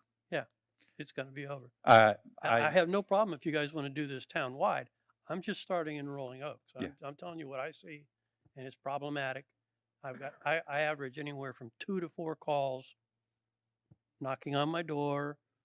I don't take notes. It's all Yeah. on memory of code calls. Some of them are frivolous, and I tell them they're frivolous, and I'm not going to react to it. Mhm. And of course, they're not happy about that, but they understand once I explain it to them. But the majority of them are legitimate, and I have to react. That's what they're using me as a shield, and I move Yeah. forward with that. We've all experienced that. Yeah, we're all in that same Yep. boat. Yeah. Okay, you know, Bob can tell you, Yeah. probably tell you stories, you know, keep you up all night about his situation. So I have no problem if you want to go town wide on this. A workshop is just another. We're just delaying the inevitable.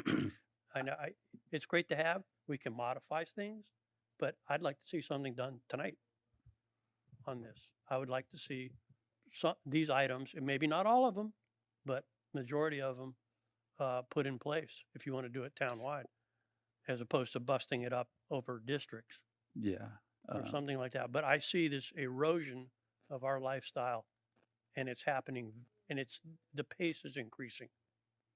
You know, I'm a little hesitant with no prior discussion, with no resident input to vote on something like that tonight. I got to tell you, I'm not comfortable with. all right. Do you want to put it on for a discussion on the next Yes. February meeting? Yes, I do. I'll be fine with that. Okay. Yes, that would be awesome. Are we good with that? I'm very good Yeah, with that. yeah.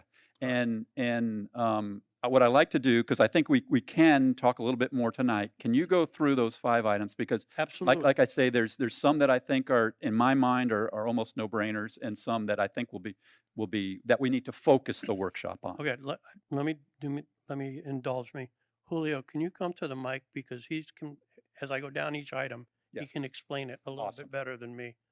See, he's the guy that's got to deal with this. Yeah. You know, and we're talking proactive versus reactive, and town attorney is correct. We're talking about when they see something, they can react to it, as opposed to having to wait for a complaint that may never come, or something to that effect. And it could be something pretty bad. You know, the first item, unapproved commercial businesses that are in town. Can you elaborate on that any at all, or is it pretty self-explanatory? Good evening, Mayor and Council. So if I understand correctly, I believe you're referring to, is it vehicles that are being utilized for commercial operations and being there's parked like and stored? businesses that are being handled, you know. Is it that are- businesses or vehicles? Both, I'm not both. Okay. Are you clear on? I was I under don't the think we're impression that clear. the issue was the vehicles related to a business, Right. such as you mentioned. a It's few. mostly dealing with vehicles that are Okay. coming in. So to elaborate on So that, it's not. It's not. Is it businesses operating without a business license, or is it businesses that have too many vehicles? That. The second one. Yeah. Okay.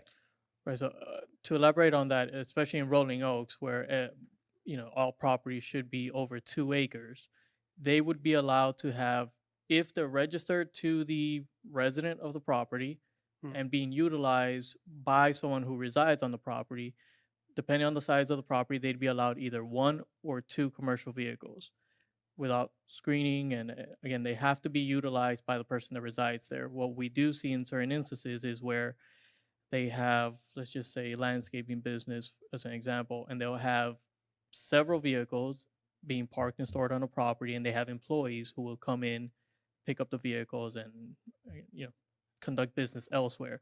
That would be a violation of our code, and I believe that's what Councilmember Dublonsky That's what I've been is driving seeing around town. Okay. Yeah, that's what I've been driving at. Thank you. Thank you. Yeah, the other item I had was the clearing of the horse trails. Now, you got to understand, you got to look at the horse trail map. Mhm. because we're not talking about every street here. Okay. We're only That's talking good about, clarification. we're only talking about the ones that are designated horse trails. Gotcha. I live on one of them, 178. I keep the swale area. I could put plantings all the way out to the tree, all the way out to the street, which I don't, because horses come and go on the west side of 178. Other people have got it blocked. And if I may elaborate on that as well, Councilmember Yeah, DeBlanc, absolutely. Go ahead. we're not talking about anything planted within private property. This is strictly on town right of way. So there's been some landscape material planted within town right of way, which wouldn't be allowed unless they've obtained the right of way permit from our Public Works Department. One question I have is, I'm visually aware of this on Luray, where people have put plants all the way out to the edge of the street. Would this affect that? If it's a horse trail, Okay. I'm talking about horse trails now. Horse trail. I'm I not don't, sure I don't if have the Luray horse is trail map in designated. front of me. I know it's used a lot as a No, horse trail. I've got buried here somewhere in my little notebook. Yeah, when we have the discussion, I'd like to see a map of the horse Yeah, trails. the Right. streets we're talking about. The third item was storage sheds, containers that are over the limits of how many you're allowed to have, where they're placed, and what some without permits. Like you buy a storage shed, and it has to be properly secured, tied down for hurricane winds, etc. And they're just haphazardly in people's yards, ready to blow away on the first really good stiff wind, that kind of thing. You see that? Yes, I do see that, and I think also what we see frequently is the storage containers. Those metal containers, they're being used to, store equipment. But our code actually only allows one storage container, and it has to be properly screened. The only exception to that is if a property has an agricultural classification from the county, and that the storage container is being is placed within the ag delineation of that property and being utilized for related to the agricultural operation. So for example, if you have if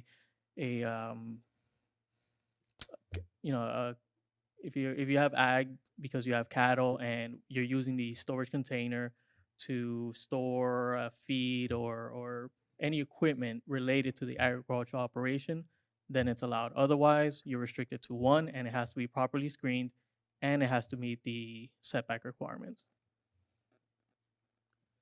Thank you. The other item, and you and I talked about this a long time ago, and that is work done without a permit. Can you comment on that?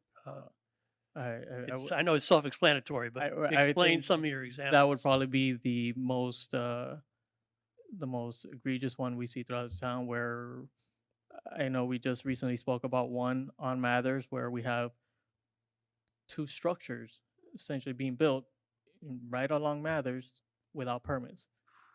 So These we are the size of a home, each one. Wow. Cinder block, hurricane straps, the whole enchilada. Wow. Yeah, no permit. Wow. So fortunately, in this particular case, we were able to make a note of it, stop them before they continue, and require they get the proper permits. But they were essentially attempting to build two full-blown structures without permits. Yeah, no Mayor- oversight, no nada. Mayor, can I ask a question if you would?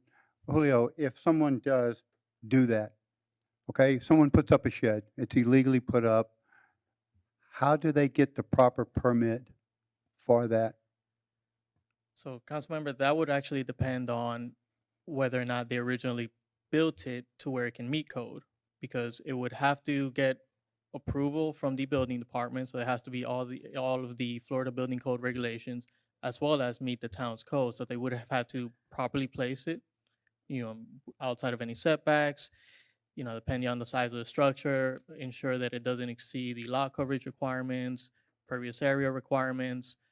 So again, there's several things that we would have to review, but essentially if they do everything, even though they didn't do it originally with a permit, but it does meet our code, they can obtain an after the fact permit, in which case because it was an after the fact permit, it would be double fee. So they'd have to pay as a penalty a double fee of whatever the original permit cost would have been. Councilman Jablonski and I attend a lot of the code meetings. You see us here, and that's all I hear. That's all I hear. All right? They obtained a permit after the fact. There's no punishment. There's no deterrent that, oh, if I get caught, I'm going to have to tear the doggone thing down, move it, do whatever. You know, all they have to do now is come in and get the proper permit. Yes, it has to meet the code requirements, but that may take a year, 2 years for somebody to determine that it needs to be torn down or moved or whatever. And I can see where the neighbors are very frustrated over that, very frustrated. It takes forever to get something done, you know?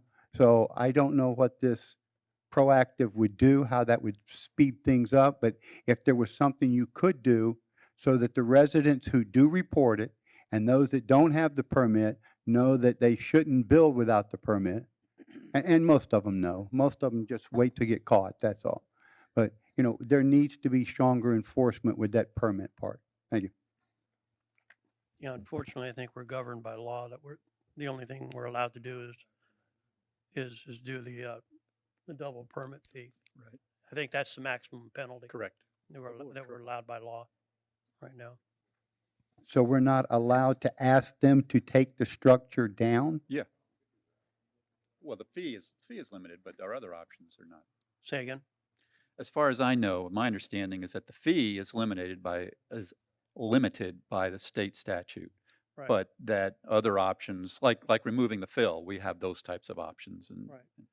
Can we ask them, can we have the structure removed? You legally can, but then the question is, are you looking for compliance or are you looking for the Punishment. punishment? Yeah. That's up to the council to make that call. Yeah, yeah, usually- historically, we just want compliance. Yeah, usually it's compliance. Yeah. You know, and something like that. Yeah.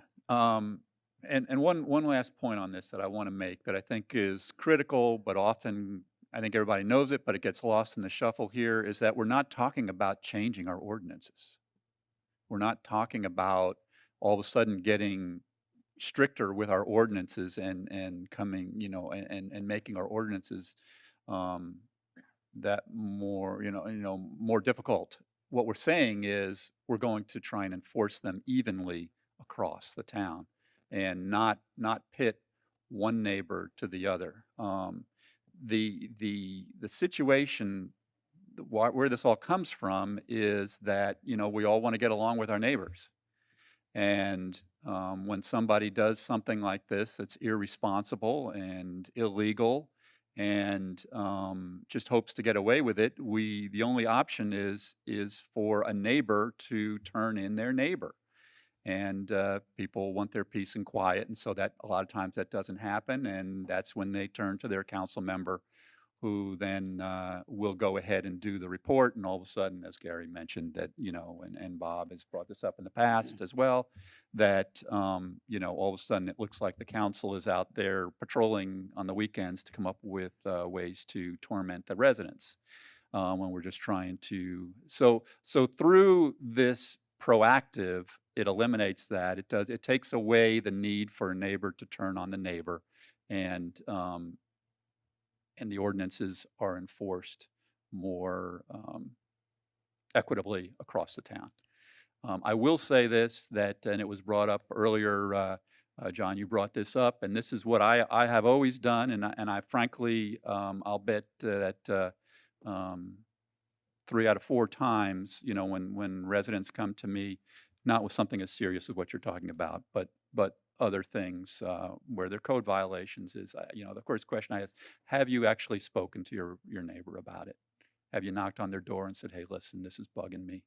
And, can we come up with something here to shield it, to stop doing this so that it's not there in my face and I don't have to deal with it? And most times they haven't, but I feel that most times once they do that, the problem gets resolved. Once again, we're talking about compliance. And if I may just make 2 more comments, Mayor, in regards to the work without a permit.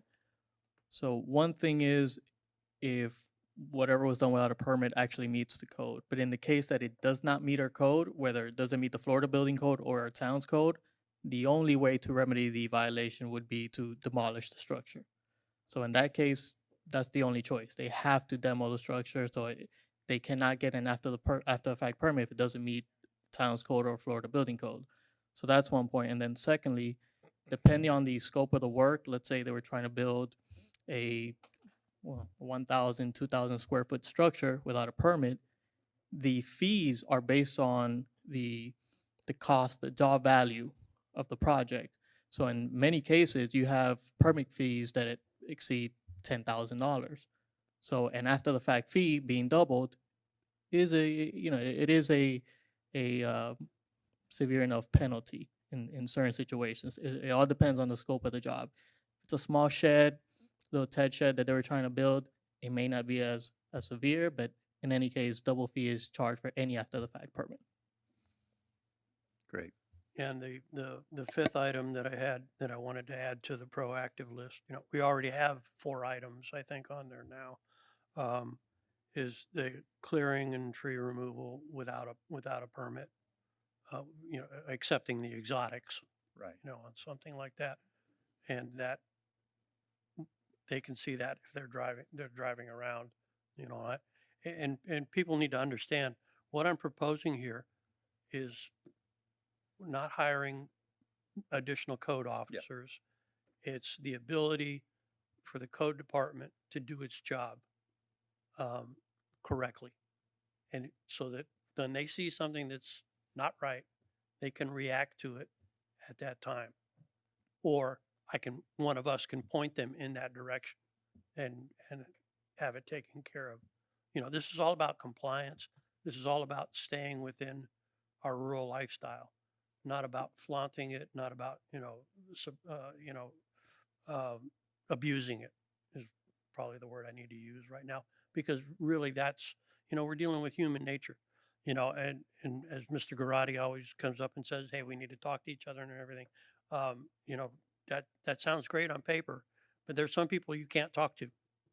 There's some people that will just slam the door in your face, right. And, or show up at the front door with a shotgun, I mean, we have those situations. Literally. I don't need to belabor the point, but sometimes talking doesn't work, and we have to resort to to this. Yep.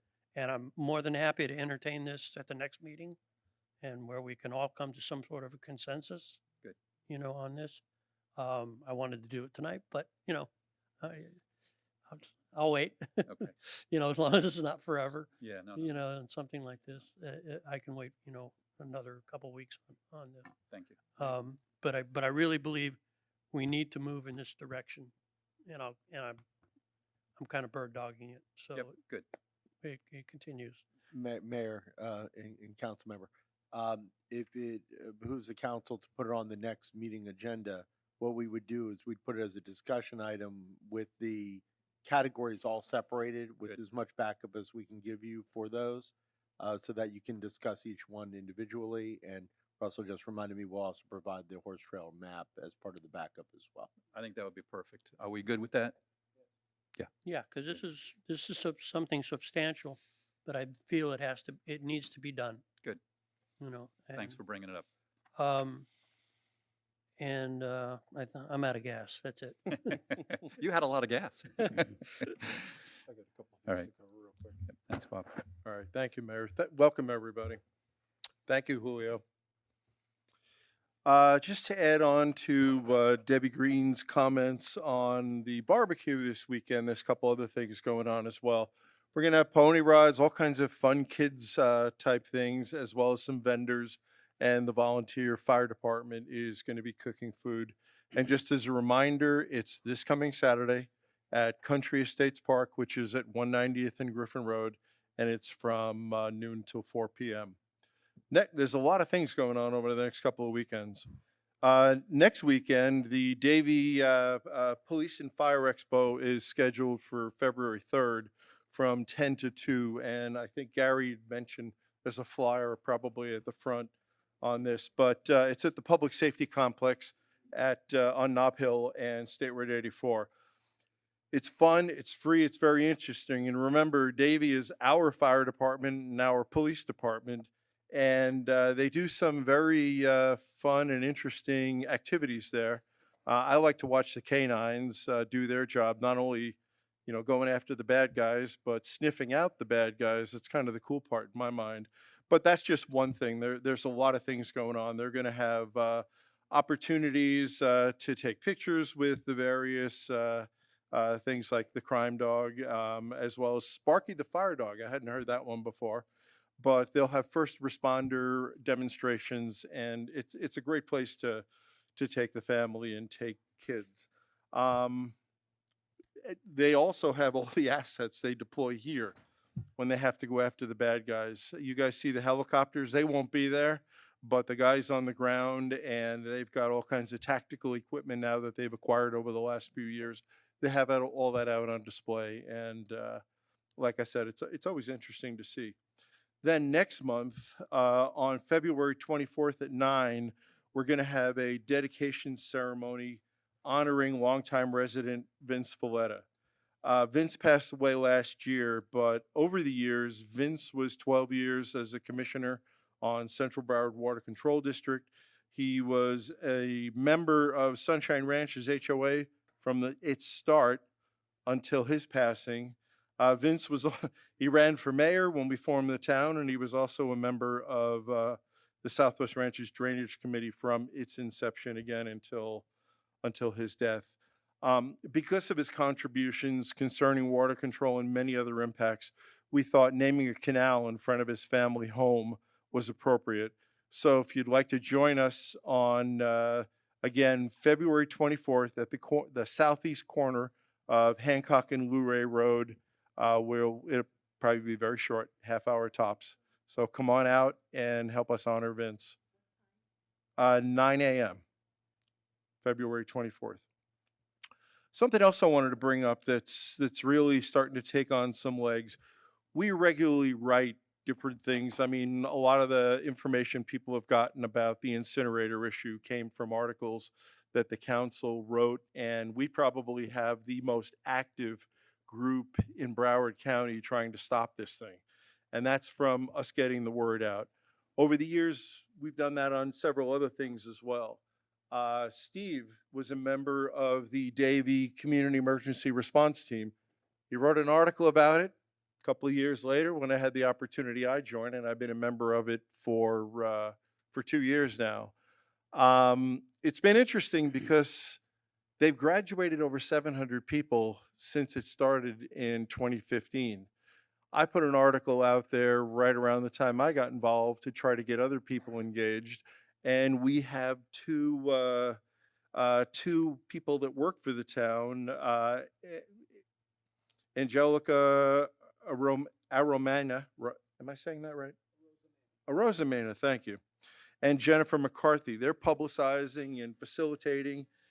And they joined the CERT team. They were at the training the other night. I was excited when I was there a couple of years ago. There was only one other person in the room, JJ, who lives in Jim's district. He's been involved since it started in 2015.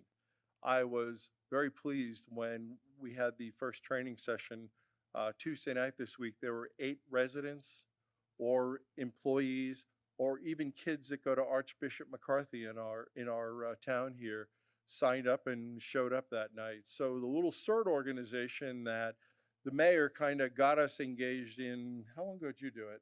6, 8 years ago? About 6 years ago, yeah. So he did it 6, I did it 2, and now we've got a large group. This has been going on. It was started by Chief Julie Downey in 2015, and it is taking off. And what this is all about is if we have one of those catastrophic events like a hurricane, tornado, natural, or it could be other things like if you remember when the Surfside building fell down, the community emergency response teams get involved. They're the ones who go out and do the assessments of the property to see if there's anybody inside that needs to be rescued, or worse, they determine, they do damage assessments. We're there to help fire or police, whoever needs our help. And it's growing in Davie, it's growing across Broward County. So I would keep encouraging. And the ball that Steve passed a number of years ago, I kind of caught it. And now I wrote a couple of articles about it over the years, and others are getting engaged. And it's not due to, to us just putting it out there. It's because more and more people in our town are getting involved in things. That's one of the things we're all talking about. You hear us talking to the boards. The HOAs show up here. You heard Sunshine Ranches tonight being honored. People are getting more and more involved in town. When we formed the town, there were what, 15, 20 of us? Yeah. That was all the volunteers. Now we have more than that just on the boards alone. So I want to encourage anybody who wants to talk about the CERT team to come over and talk. I wanted to thank the Astor Knights Park Foundation about the carnival. I was over there twice. The first time it was the one really nice night. The second time it was miserable and raining. Didn't matter. People were still there. I was shocked when I walked up the second time. It was that really nasty, misty drizzle that you get up north and you learn to live with that we don't have here very often. And the lines were 15 deep and there were 5 lines. So, this is becoming a real happening for our town, and it's for a good cause. And I had a lot of fun. There's something there for everybody. Next year, my grandson will probably be going. Bob Parker has left a while ago, but he's going to be 90 on February the 5th. So, Bob, happy birthday. What else? I like the idea of, and this is something I want to throw out, publishing this ticket statistics to show where not where they are particularly, but how many tickets they're writing in each one of the zones in town. To me, if there was a little block there, in our town newsletter, people would show that Davy's enforcing it, and people wouldn't have the impression that they're editing donuts all the time. They do a good job. They do it in the background. Last thing I had a question to was to Mr. Spitzer. I have not received the first complaint on waste management since they restarted, since they started with the contract. Sorry? Cats, I'm sorry. Thinking of somebody else. In any case, did you call it in when they did not show up? That's the first step. I mean, sometimes the truck breaks down. Like I said, before, when we were with the old provider, a week didn't go past where I wasn't getting 2 or 3 calls. Susan, do you still take those calls? Have you heard anything about in the last day or so or last couple of weeks about recycling not being picked up? Okay. The first thing that has to happen is call it in. And if you don't get any response, call any one of us, call the mayor. There you go. Yeah. Yeah, but Councilman Hartman, I believe it's in their contract that they have until the next day. Right. So Good point. Yeah, people I mean, trucks do break down. People do get sick during the workday. They do have till the next day. But if you see a pattern, let us know because and the first thing you should do every single time is call it in. They won't come back on you and stop picking up your garbage. They're extremely professional. So I don't want to sound like a shill for them, but we've had, in my view, pretty good service from them. All right, Newell hasn't had good service either. Have you called it in, Newell? Don't get All in right. the back. Yeah, I'm not going to get in a back and forth. Sorry. Anyway, thank you, Mayor. Yeah. That's all I have. Mayor, I'll go next if you would. Sorry, David. I'm going to jump in here, buddy. First of all, Gloria, thank you for bringing up the canal. That's been going since 2020 when I was elected. All right, it's been going a lot longer than that. I did go around, and the residents there on 164th, 166 were very gracious. In fact, they signed 2. The first one didn't have their phone number. The second one I had to go back around and get their phone numbers for, but there were a number. They've done a small portion of that from Griffin south, but then it quit. They haven't done anything else. And you are correct. That canal does need to be cleaned. And the potholes, I do try once a month to get around on my golf cart the best I can and write those down. Susan will tell you that I turn in 50, 60 potholes at a time. A pothole to me is this big because it can grow to this big. I've seen them do that. And, so we're working as hard as we can to keep that. Gary, later this evening, we're going to be dealing with a resolution for a committee. I would like that committee, before we make a decision on where to put these signs, to talk to the Davie Police Department, if you would. We get a list here of the traffic citations and where they've been for the past year. I'm not real happy with this. I like the idea that they go into the communities where the speed limits are 25, not out on Griffin Road where they're 45 mile an hour. But that's where the majority of the tickets are being written, on the major thoroughfares. So I'd like this group that if it is approved, to look at this, talk to the Davie Police Department in the next maybe week or two, or within a month anyhow, and help, decide where some of these places are. I know the council has an idea where they like them in their areas, but I'd like to see them placed strategically so that we don't put them out on Griffin Road. They're not on Dykes Road. And not that Dykes Road don't get the speeders, but the speed limit there are much greater than in the residential area. So, if we could just, look at that and let this council look at that, I'd really appreciate it. The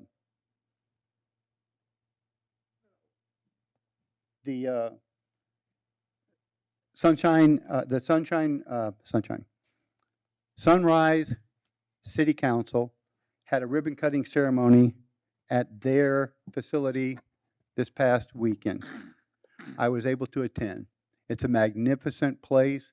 It's 93,000 square foot, 5 stories tall, cost $64 million. I suggested to Russell that we do the same, and he said we build ours just a little bit bigger, but I suggested that's probably not good. We would not want to embarrass them with that. So, but it was a magnificent thing. The council members there, the mayor and all, were gracious to have me there. I talked to everybody, and it was great to see that the town residents turned out, just as y'all are turning out tonight. I really appreciate that. It was something that that the town was proud of, and they'll be proud of it for years to come. It'll serve their needs. I know in the future we're looking to build a new EOC building out towards 190th out that way, and when that is built, we'll also have a beautiful facility to be proud of and to take care of. And lastly, I'd like to say that Councilman Hartman and I are attending our last class for the Broward Academy Water and Climate Academy. Bob and I both are very fortunate that we will graduate in the top 20 in this class.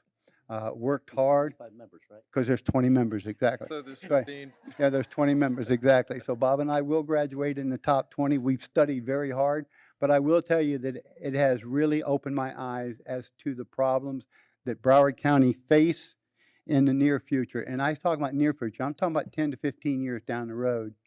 The water coming in, not being able to get rid of it, and the facilities that they're trying to build to deal with it are fantastic. The Nature Center in Pompano, they took a field that was raising peppers and stuff and turned it into a magnificent place for wildlife.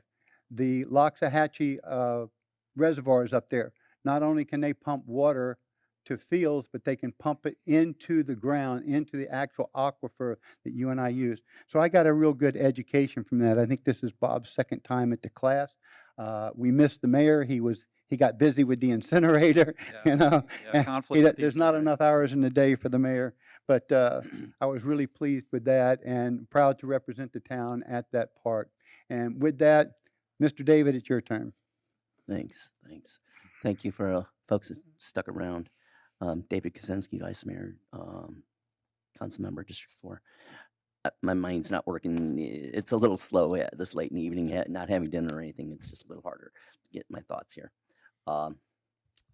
First, I want to talk about my law and order report, an issue on catalytic converters, some issues with the Rural Arts and Design Advisory Board. But I'm going to begin with Gary's request on the speed signs.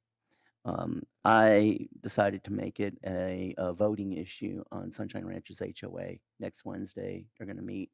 I'm going to ask the members to kind of give a weighted vote on which they prefer, and let the residents in my district decide. You realize you only get 3. I understand that. And that's what Because they're going to have to probably decide. ask for 10. They're gonna. That's what they're going to have to deal with. They're going to have to say, you get 3 of them. Where you going to put them? Now my law and order report. And Miss Murphy. Oh, she disappeared. She just stepped out. She'll be. Oh, all right. This is something I provide every month. Once a month, I provide the this law and order report, and I give statistics on what districts and the citations issued. So in the last month, District 1, Davie Police were enforcing a total of 8 hours, 27 minutes. They wrote 4 citations. Of those 4 citations, 3 were speeding. District 2, Davie Police were out there 10 hours, 43 minutes, 6 citations written. Of those 6, 2 were speeding. District 3, 4 hours, 35 minutes. They wrote 15 citations. Of those 15 citations, 3 were speeding.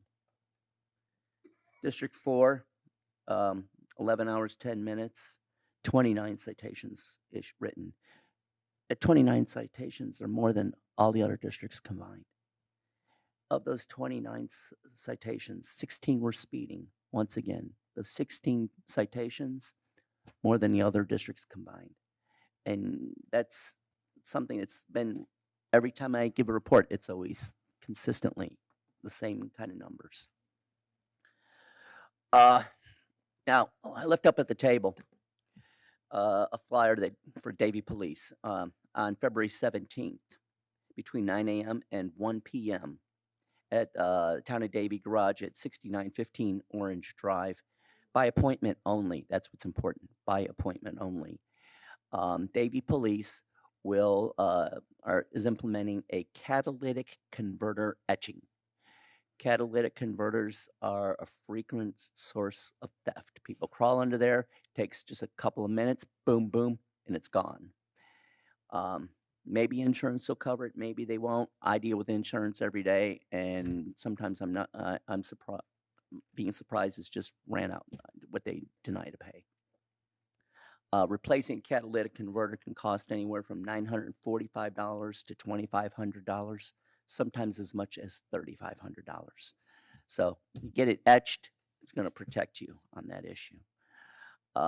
With the Rural Arts and Design Advisory Board meeting, we recently had a couple of issues that I found that were great. They're in the planning stages of the next photo contest. This is a great thing. All the photos, all the great photos that are taken that meet the guidelines will be find a place in the town calendar. And we had some great pictures in this last calendar. The next issue is an issue that they're looking at is a Halloween decorating contest for your homes. And people are going to have something similar to the holiday lights, but this one with Halloween. And I think Halloween is going to be a great thing. I may even decorate my home for that one. On the incinerator, and Ms. Murphy, the thing with the incinerator, it's not an issue that the residents are going to be voting on. Not an issue that the town councils are ever going to vote on. We passed a resolution opposing this. This is limited to the executive committee in developing their solid waste master plan. I'm going to leave the rest of that to the mayor. I'm sure he's got a lot more to talk about it. I'm going to touch on it at that point. But we are all working very hard on this. And I'm going to plead with you, show up at the meeting on February 14th. It's a monthly meeting and a lot of information is exchanged. I'm out of steam. That's it. Thank you. All right. Great updates by everybody. Really appreciate it. I've got a few updates that I want to make as well. I'll just go through some of the resident comments that I want to talk about. Yeah, the incinerator, I am super proud of our town and all that we're doing. I can say this very confidently that there is no municipality in Broward County that is as active and both in education and working towards a non-incinerator solution as our town. And when I say our town, I mean our town, not just the administration, which has been excellent, not just the council, which has been super involved and excellent, but our residents have jumped in there and are leading the way. And it just speaks so highly to the individuals that are here. And we've got a board that's going to come up this evening that is going to help educate. Their purpose is going to be to educate our town and to move us more towards composting, towards recycling, towards leading, as a town, leading the way for the rest of Broward County. We are blessed and fortunate to have the residents that we have, and their dedication and the time that they're putting in to make that happen is incredible. I can't thank you all enough. But there's a lot of work to be done because as much as, I mean, we have meetings every month, and the executive committee meets every other week. There's all kinds of ways out there. There's websites, there's links. Richard is loading up with links. Debbie is loading us up with committees and things. I mean, these people are working, and they're working hard, but there's still, as Debbie mentioned, there's still a lot of misinformation out there, and there's a lot of folks that, it's just difficult to communicate. But believe me, we are trying as hard as we possibly can. And I couldn't be more proud of the folks of our town and the job that they're doing. Waste management, Michael. Thank you for bringing that up. It's important for us to hear. I will tell you that reflecting what some of my compatriots here have also said is, it used to be when we had Waste Pro, I would not go more than 2 or 3 days without getting a complaint and an issue here and there. And since we've gone with this contract, which is now we're about 15 months into it, I can still count on one hand the number of times I've heard complaints. So I think overall this is a much, much better solution. Can it be improved? Certainly I think it can. And so please don't hesitate to reach out to me or to reach out to your council member. Let's try and identify those times where they do fail, and they can always get better. We can always get better. But thank you for bringing it up. I wanted to specifically, Rose, thank you for bringing up about the rancher and the 4 additional pages. I think that is awesome, and I'd like to get a consensus tonight if we can. That we're all in favor of that. And any concerns with that? Let me put it that way. Just dollars and cents. I mean, how much is going to increase our budget? I'm for the idea, assuming it's economical. So maybe what we can do then, Gary, any thoughts on that? Are you? So I echo Bob. Okay. Yeah, So Russell, if we can, for next meeting, if maybe part of the administrative report, can you bring that back to us with what I think we all feel that the 4 extra pages would be beneficial. We want to understand what the cost is associated with that. We have some preliminary numbers, but we'll come back with something more definite. Perfect. Good. Thank you. Mayor, I just want to go on the record to say yes also. Thank you. Can't go home otherwise, huh? Yeah. He is going to get a ride home. I think he wants dinner. Okay, a few other items I wanted to touch on. First one is the public safety building. I know Russell and I, we talk about this. We meet every week. This is a topic we talk about every week. And I want to say that I am concerned about it. There's nothing wrong with it. There's no roadblocks that I'm aware of. But at the pace it's moving, we're going to be in trouble, right? We've got a commitment to build a building by a certain date in our fire contract. And every month that we're losing here, we're going to really want to get it back on the back end when that building's in construction. So, or when we're getting the funding for it, we've got a lot of steps to take. So Russell, I know you're already on it. I know you're going the straight path, and you're trying to find other avenues as well, but just encourage you to keep doing that because it's critical. Couple of things that we're working on that I want to make sure that the residents are aware of, things that I'm really excited about. First one, December, thank you. I know you're working on this, and I was wondering how it was going, and I got an update from you, and I was like, awesome, we're making great progress. And that has to do with getting our initial sports program set up for our youngest kids, and then also for our senior adults. And we got some real challenges there because we don't really have the facilities, we don't have the leagues, we don't, there's a lot of pieces to put into place. But December, I know you're working on that. And when I talk to residents about it, they are super excited about it.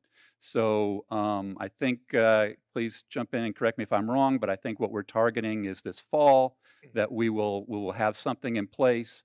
And I think this is going to be key to help building the community that we all know we have in Southwest Ranches, but to kind of build that community, that identity, and frankly have another way for us to meet our neighbors and the connections. I can tell you that when our 3 girls were young and they were involved in these sports programs, we got to know other parents that are still our friends today, and that's how we met them. And so I think it'll just be a great part of building that community, and I'm super excited about it happening. But please, I wanted the residents to be aware so you can be thinking about it, knowing that this is coming up. So as you start to plan and think about for your kids in the fall, to know that there's another option out there.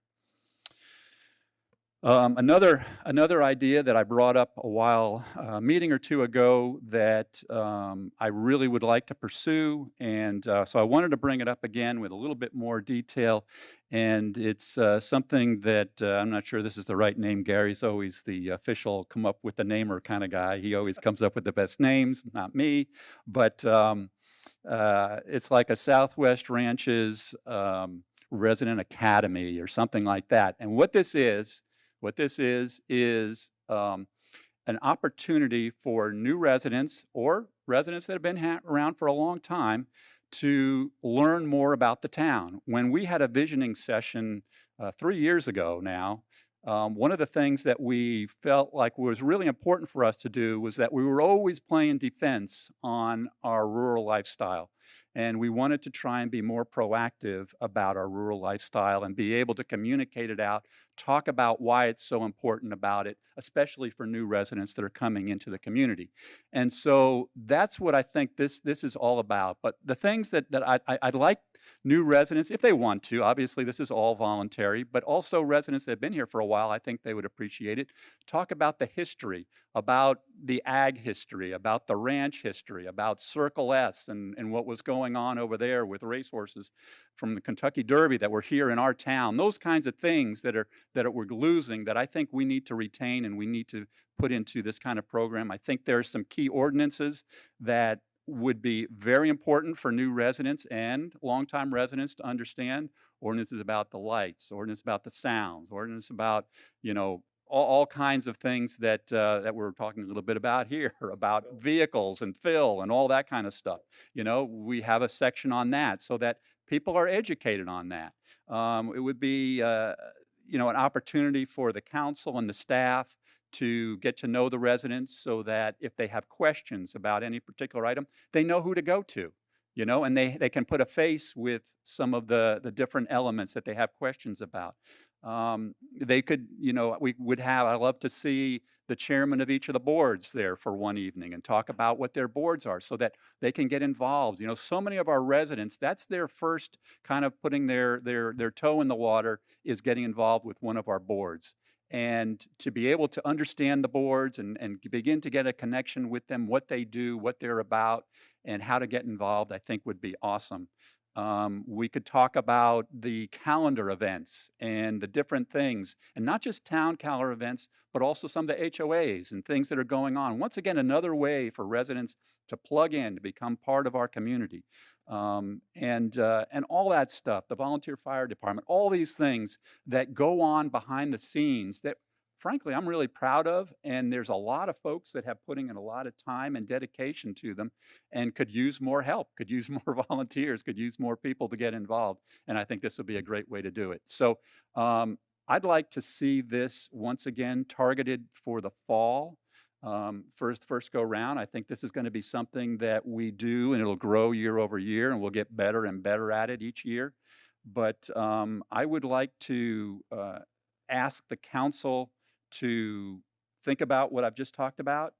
And if you could, I'd love to hear about it tonight, but I don't want to spring it on you. But I want to hear feedback I'd really like to do this. I think it's important for our town. I think it's an important way to be more proactive about our rural lifestyle and why we do the things we do and why they're important, not for us, not only for us, but for our next generation. That's what drives me. I feel so incredibly blessed that I was able to raise my 3 daughters in this community, and I can see today, night and day, the benefits that they reaped from the rural lifestyle that we all get to enjoy, and why that's critically important for passing it on to the next generation and not letting that die away. Great idea. Yeah, So, I think it's a great idea.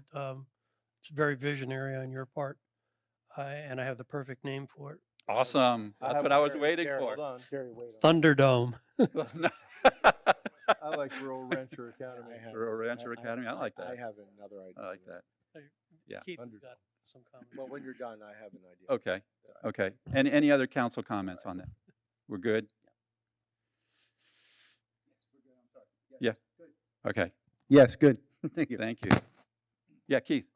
Is it my, are you done? No, I'm not done. Oh, so please finish. Okay, no, Yeah. no, I'm sorry. We haven't, it's 9:30 and we haven't even started the regular meeting yet, but we had important stuff and we haven't met as often during November, December, so. Okay, just really just one more thing that I wanted to mention, and that is that as I just talked about, this community is critical for me and my family. When I think of home, I think of Southwest Ranches. I think about what it did for my family, what it continues to do for my family as the kids and the grandkids come into town and all that it means. And we are blessed with an incredible council right now that is, I feel like we're all on the same page, we're all moving the same way. And I am incredibly honored and fortunate to be mayor of this town. I cannot express to you how much it means to me and how the honor that I feel sitting in this chair and this responsibility, but being able to lead this town and work with such a tremendous community. And so with that said, I have decided to go ahead and run for 4 more years. And I appreciate all the support. You all are amazing, and it's a real blessing. And so I filed the paperwork this past week, opened the bank account, and campaign season. Here we go. So I'm excited about it, and looking forward to going down that journey one more time, and appreciate just the opportunity to do that with our town one more time. So thank you very much. All right. Mayor, real quick, Yes. if I could. I also filed paperwork this past week, opened an account, little bitty account, but I opened an account, and looking forward to another 4 years if elected. Thank you. Awesome. Thank you. All right. Legal comments. Yeah, I will. Thank you, Mayor. First and foremost, my thoughts and prayers are with the Emmonson and Mantell families. Delsa was here for a short time on the board, on the commission, but was a long time Yes. Southwest Rancher. And any of us who saw her cheery disposition in Publix or wherever it would be, she will be missed to the community. Playing off of what you said, Mayor, you reminded me that this month marks my family's 43rd year living in Southwest Ranches.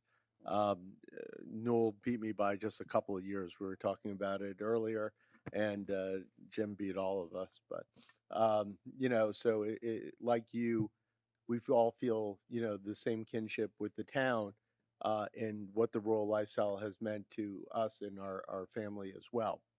So a couple of things on your vision for a group to actually be offered to new residents or even existing residents to explain to them a little bit more about the town, the history, etc.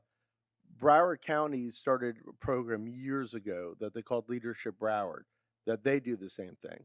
Following off on that, other cities have also created their own programs, Leadership Hollywood, Leadership Allendale, all working with Broward County to not only showcase their town, but then they'll drive them to the waste treatment plant to show them what happens with waste, et cetera, so that they have a better idea of the community which they live in. So there is a direct formula already established for exactly what you're looking for, that I'm happy to put whoever is assigned at town staff with individuals at other municipalities who run their program to show you what their agendas look like, how long the program is. Some are 6 months, some are a full year, to basically give you the outline of how it works in numerous municipalities. And I, for one, absolutely think it's a wonderful idea for the future of Southwest ranches. Russell and some of the staff liaisons to some of the boards wanted me to bring up an issue tonight that is just one of procedure and how to go forward.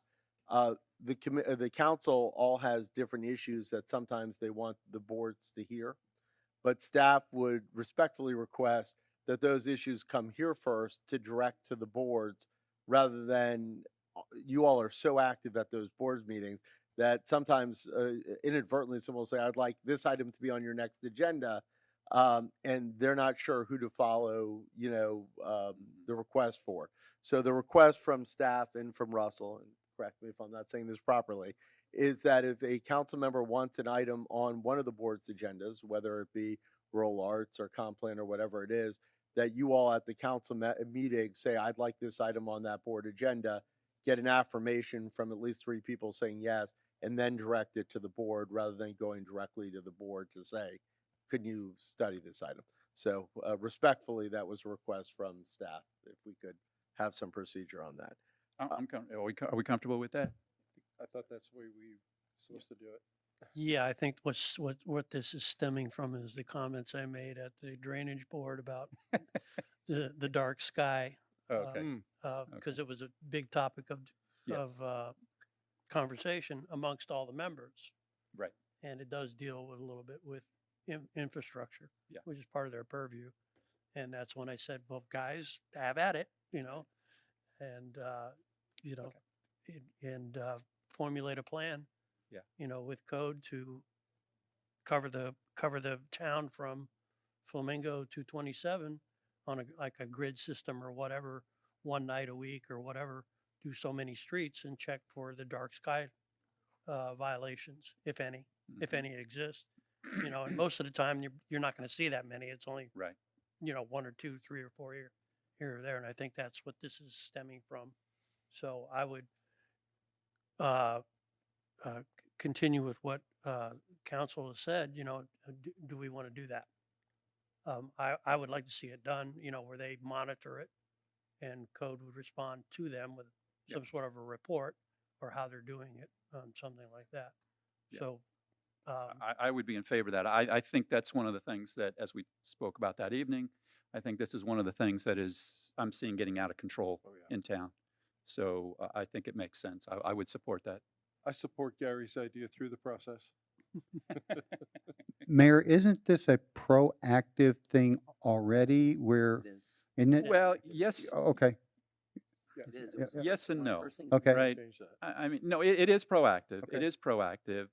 But I think that and I don't want to put words in Gary's mouth, but what I'm hearing is that there's a process where actually we cover the whole town. It's not random, like, oh, we happen to come across it or not.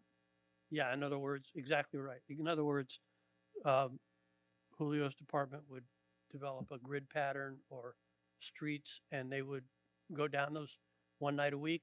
I'm assuming, especially now while it's dark earlier, and run a check up and down those streets. And if there's no problems, then it's no problems. But the problem houses get out, take their meeting, and we'll see what happens. Yeah, and in most cases, it can be solved by just changing the bulb. It's not like you have to tear down something. Yeah, in most cases, exactly. it's just you just put lowering the wattage. Yeah, lowering the wattage. And I also found out something very interesting. Just FYI for you guys, the measurement is at the property line. Right. The property line usually is the middle of the road. That was how, the place that's lit up brighter than Yeah. 3 carnivals Yeah. is in compliance. That was shocking to me, but yes. Yeah, so, just understand that, it's usually, lights that are up high and that are shining out. That, as I understand it from, talking to Russell, that are usually the ones that are, not in compliance. So if that's in compliance, what are we doing wrong? Because you can see the light pollution from Town Hall, from Griffin Road. Yeah. It's meeting the lumens at the road, but what's going up, you can see when you come in on approach to Fort Lauderdale International, that house stands out like nowhere else does. Yeah. It's Well, about dark skies. But, Keith can explain about where they have to take the reading from. Well, that's based Well- on your current code, and if that's Right. something that you would like your other Yeah, board yeah, I to think look that's a at. whole nother discussion, Well, but I think it's, it's a valid point. It's like the sound ordinance, like when we tried to go to decibels with the sound ordinance, and you can't do it, well. What else those can you do though? I know, it's, exactly. Yeah, I was in total shock. I was when shocked. Found out. Yeah. All of that. How But could that be in? I think it's worthwhile for us to go through the town from one end to the other. And it may take several months to do it, but I think it should be done. And have that code report to that committee. They may not have to be there, they could just submit a report that they covered these streets, et cetera. I don't want to put a greater burden on code. There are only 3 people. Yeah. But we obviously need to look at it and get it done. I think we'll learn a lot about exactly what you're talking about. We'll learn a lot, and when they go through that town and we can have examples of what's in code and what's outside code, I think that maybe will help us to Facilitate the do. discussion. Yes. Good. I know David's wanting to. If I the mic, Dave. remember right, In the mic, Dave. oh, sorry. If I remember right, the comp plan board is reviewing that next month, the dark sky ordinance. Yeah, no.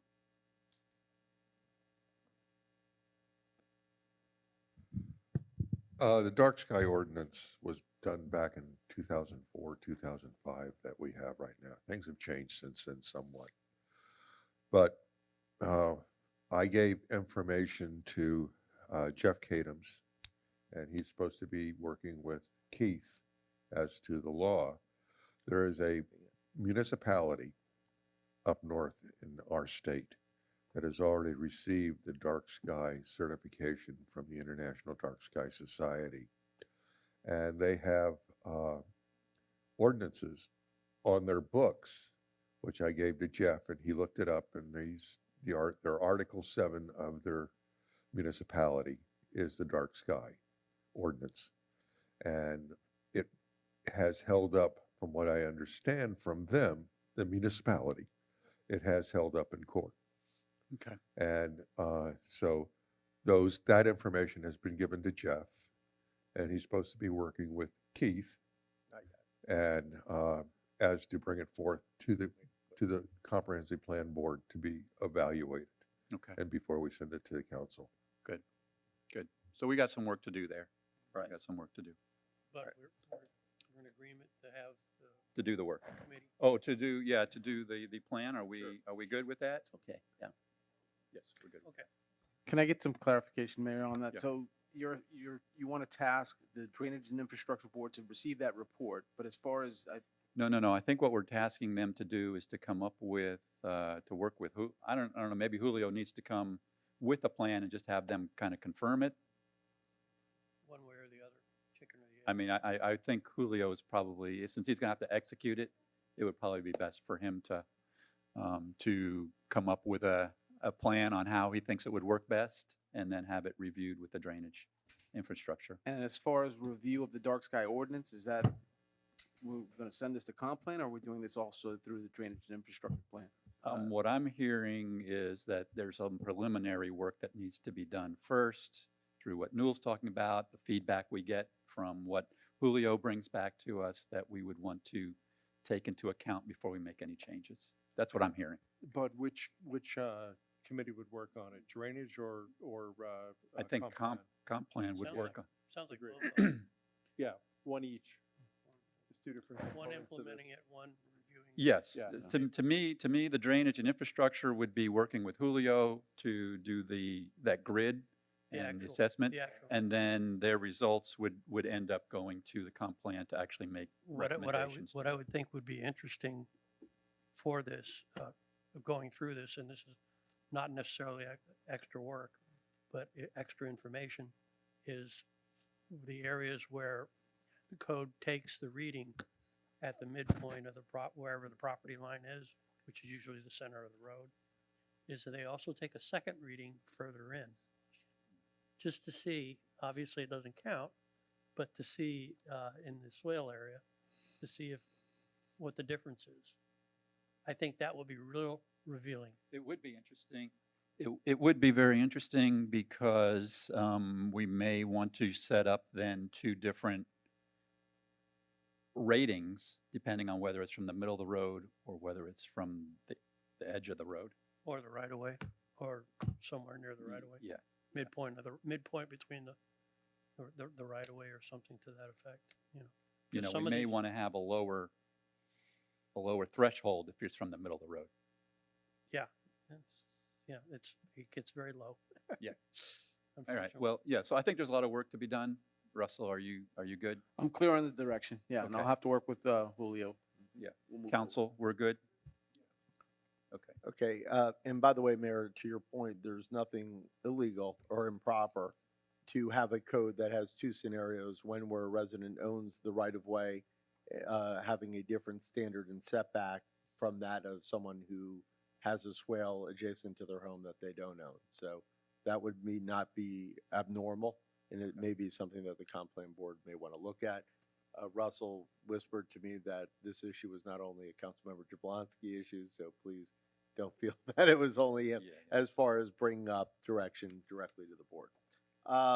You know, truly thank you to Rose and the Rural Public Arts Board for recognizing Laura and having her finishing the mural. It's truly amazing.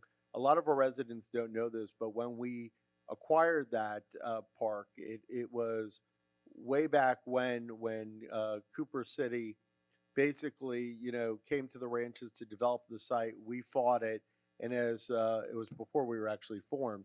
And when we fought it, they basically said, listen, if we limit it to just these uses, we will donate to you all this park area in exchange for not opposing us before the county commission to build the small CVS and Pollo Tropical or whatever else is still out there. But what our residents may not recall, and the reason I'm bringing this up, is all the parking that's at that CVS that joins our park. We have an easement for all of those parking spots. So for any resident who wishes to visit the mural and visit that park, they are absolutely allowed to park in the CVS parking center and the spots directly adjacent to the park. Those are our spots. So I just wanted to make sure that everyone remembers that if they actually want to see the murals and go out there. I don't even know if CVS remembers that, but I have the agreement. As far as a few other things, obviously, thank you to George Morris and his group for the amazing work that they did in the carnival, especially under the weather. They still made an enormous sum of money. I actually brought up already to Dee Schroeder what actually transpired with the Astor Knights Park Foundation. I'll just say it publicly in 3 seconds because I told her before she had to go home. Astor Knight approached us and said, listen, because the name doesn't have Southwest Ranches in it, I feel very limited in fundraising because people think it could go to all these other municipalities or all these other causes. Can we do an AKA Southwest Ranches Park Foundation so that when people give money and we solicit funds, that they understand that the money is directly for Southwest Ranches?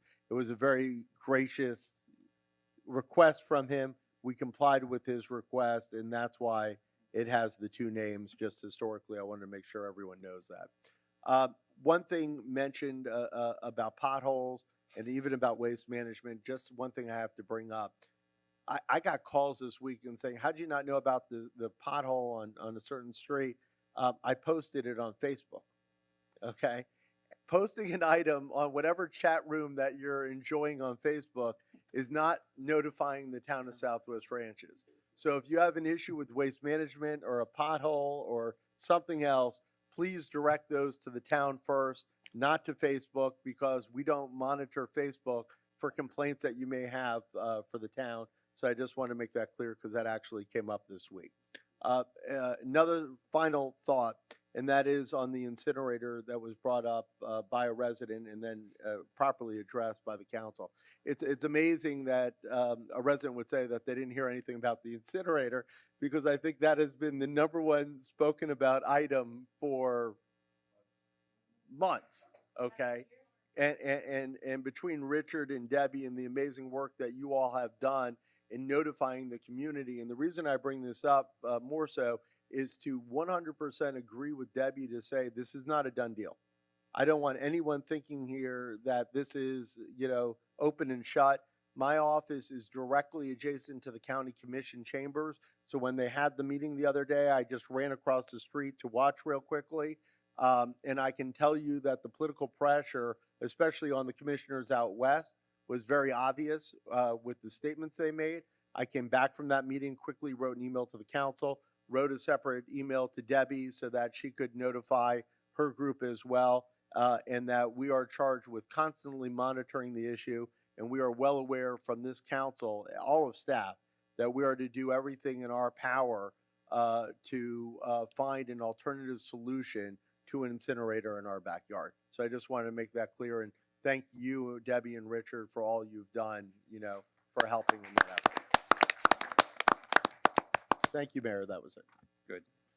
Yeah, well, I'm not sure who to direct this to, but as you were talking, it occurred to me. I'd like to get an update on the magistrate. Can we get any kind of a discussion? I'm not sure, Keith, that's you, or Russell, that's you. Yeah, But, so I'll say it real quickly. We put out a bid and no one responded. so what's, yeah, so Okay, what's, So let me, there's multiple reasons why no one responds. Mainly, they would never want to go against an existing magistrate. As a result of this, we have reached out. Russell has a list of magistrates in other municipalities. We're putting together our own list, and we're essentially going to eventually, in the near future, bring back to essentially a sole source, because when you don't have anyone responding, we actually have to go out and find someone. So we are diligently working at it. We were a little bit disappointed that people who said they were going to respond opted not to respond, but I understand why. But we are actively looking to do this. perfect, thank you. Oh, the one other thing I just wanted to say, and I apologize. This is amazing. Rose, I think she left, but they've done a great job on it. But one thing I have to say legally is because of the additional cost and color and this incredible work product, it now requires under your procurement code to procure the printing of this material because you've now exceeded your threshold. So I spoke to Russell about this previously. We will be procuring it. And when we procure it, we can do it based on the current number of pages plus an additional 4 pages. And then we can bring back to you the bids and show you what that actually has. That'd be great. Administrative comments. All right, thank you. First of all, I want to start off by also expressing my condolences to the Amundsen family on the loss of Delsa. I want to thank my family and friends and the interested residents who attended earlier our meet and greet and got a chance to meet with Debbie and I. That was very nice of them to show up, so I appreciate that. I did want to also mention that the Davie Civilian Police Academy is going to be beginning on March 5th. So that's going to take place in the evenings at 6:30 over at the Davie Police Department. And yes, Mayor? Yeah, I'm just gonna second that. I didn't realize that was starting up, but I'll say I've gone through that program as well. It is absolutely awesome. It goes on for like 13, 14 weeks. Every week is another facet of Davie public safety, whether it's the canine unit, the sniper unit, the detective unit. It's an amazing program. You'll learn an incredible amount of stuff, and your respect for the job that they do will just skyrocket. They're amazing people doing a very professional job. Right. And when you talked about it the last time, it inspired me to sign up. So I've actually completed the application, and I'll be participating in it starting March 5th. So we also will be promoting that on our Facebook page on the website, and also sending out a constant contact message. So for any interested Southwest Ranches residents, all you have to do is complete the application. There is a small, like a nominal fee to cover some of the expenses associated with it. There's a T-shirt, I think that's provided. I believe T-shirt and free $25. pizza, you get Yeah. your money's worth. It's $25. I think it's pretty good. So that's that. I just wanted to cover that. Mentioning, council members mentioned the Unity and Diversity 5K run on March 9th. I did also want to make a request of the council tonight. In light of the fact that we're going to have that event, we want to make sure that the facility looks, up to snuff. And so one of the things that we identified is that the road course is actually, and as it has in the past years, uses the semicircle there in front of the barn. And so we identified that there's a lot of what Rod refers to, I guess it's a technical term, is alligator cracking in the pavement there. And since people are going to utilize that to run on or walk on, we wanted to see about improving that. So I asked Rod to get a proposal together to basically create a asphalt overlay on that semicircle, and it came back at approximately $23,000 to do that. We have money in the budget that we allocate every year for asphalt overlay, and I'd like to ask the council permission to go ahead and pursue that with a not to exceed maybe of $25,000. I would like to see that before I'm going to vote on that. You'd like to see Whatever the bid that was sent the out. proposal? Yes. It's from our continuing services I understand contractor, that. but I can send it to you. That's not a problem. Russell, quick question on that. So is that 23,000 that covers just that circle drive? Does it also cover the parking lot in front of the barn or no? No, it's just the circle drive. Just the circle drive. Okay. Yeah, I think that's the parking lot's in about the same condition as that circle. It might be worth looking at what it would cost and additionally to get that done as well. Okay. We'll get that information and bring it back to you then at the next meeting.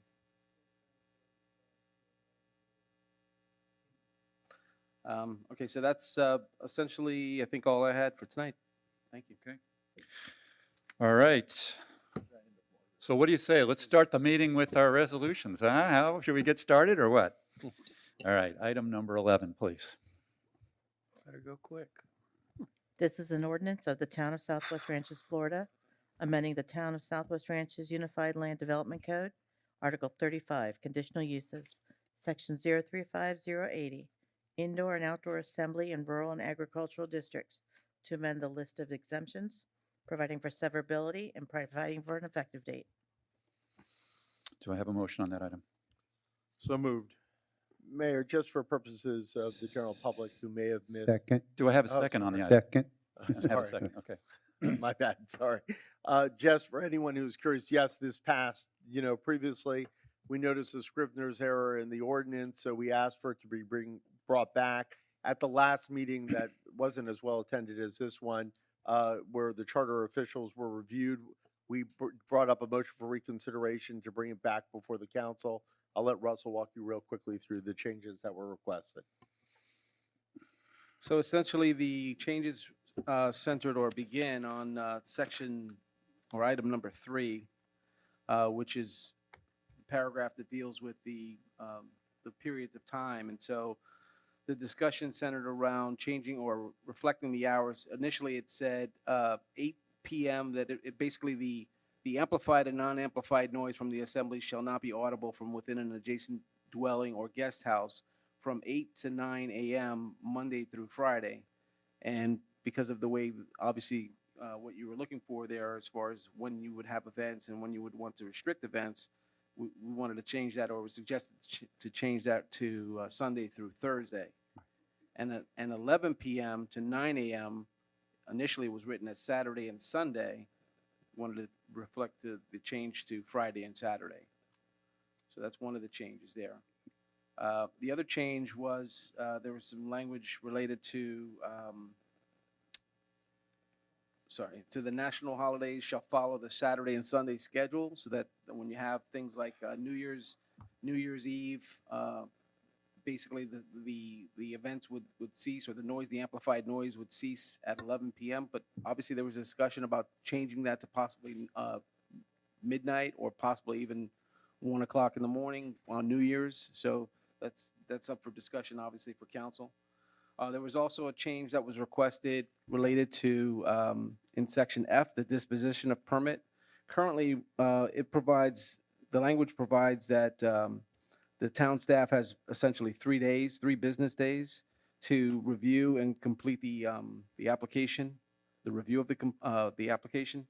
And if not, basically the application becomes approved. And we wanted to change that to reflect that 5 business days to give staff a little bit more time, a little bit more breathing room, if you will, to review the applications sufficiently.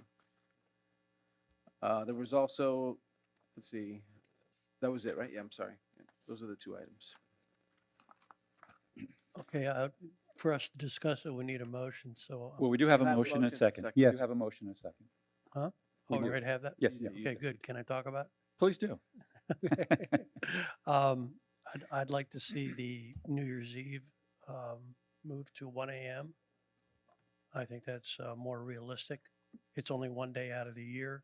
And as you all know, I'm Mr. No Yeah. Noise. Yeah. Okay.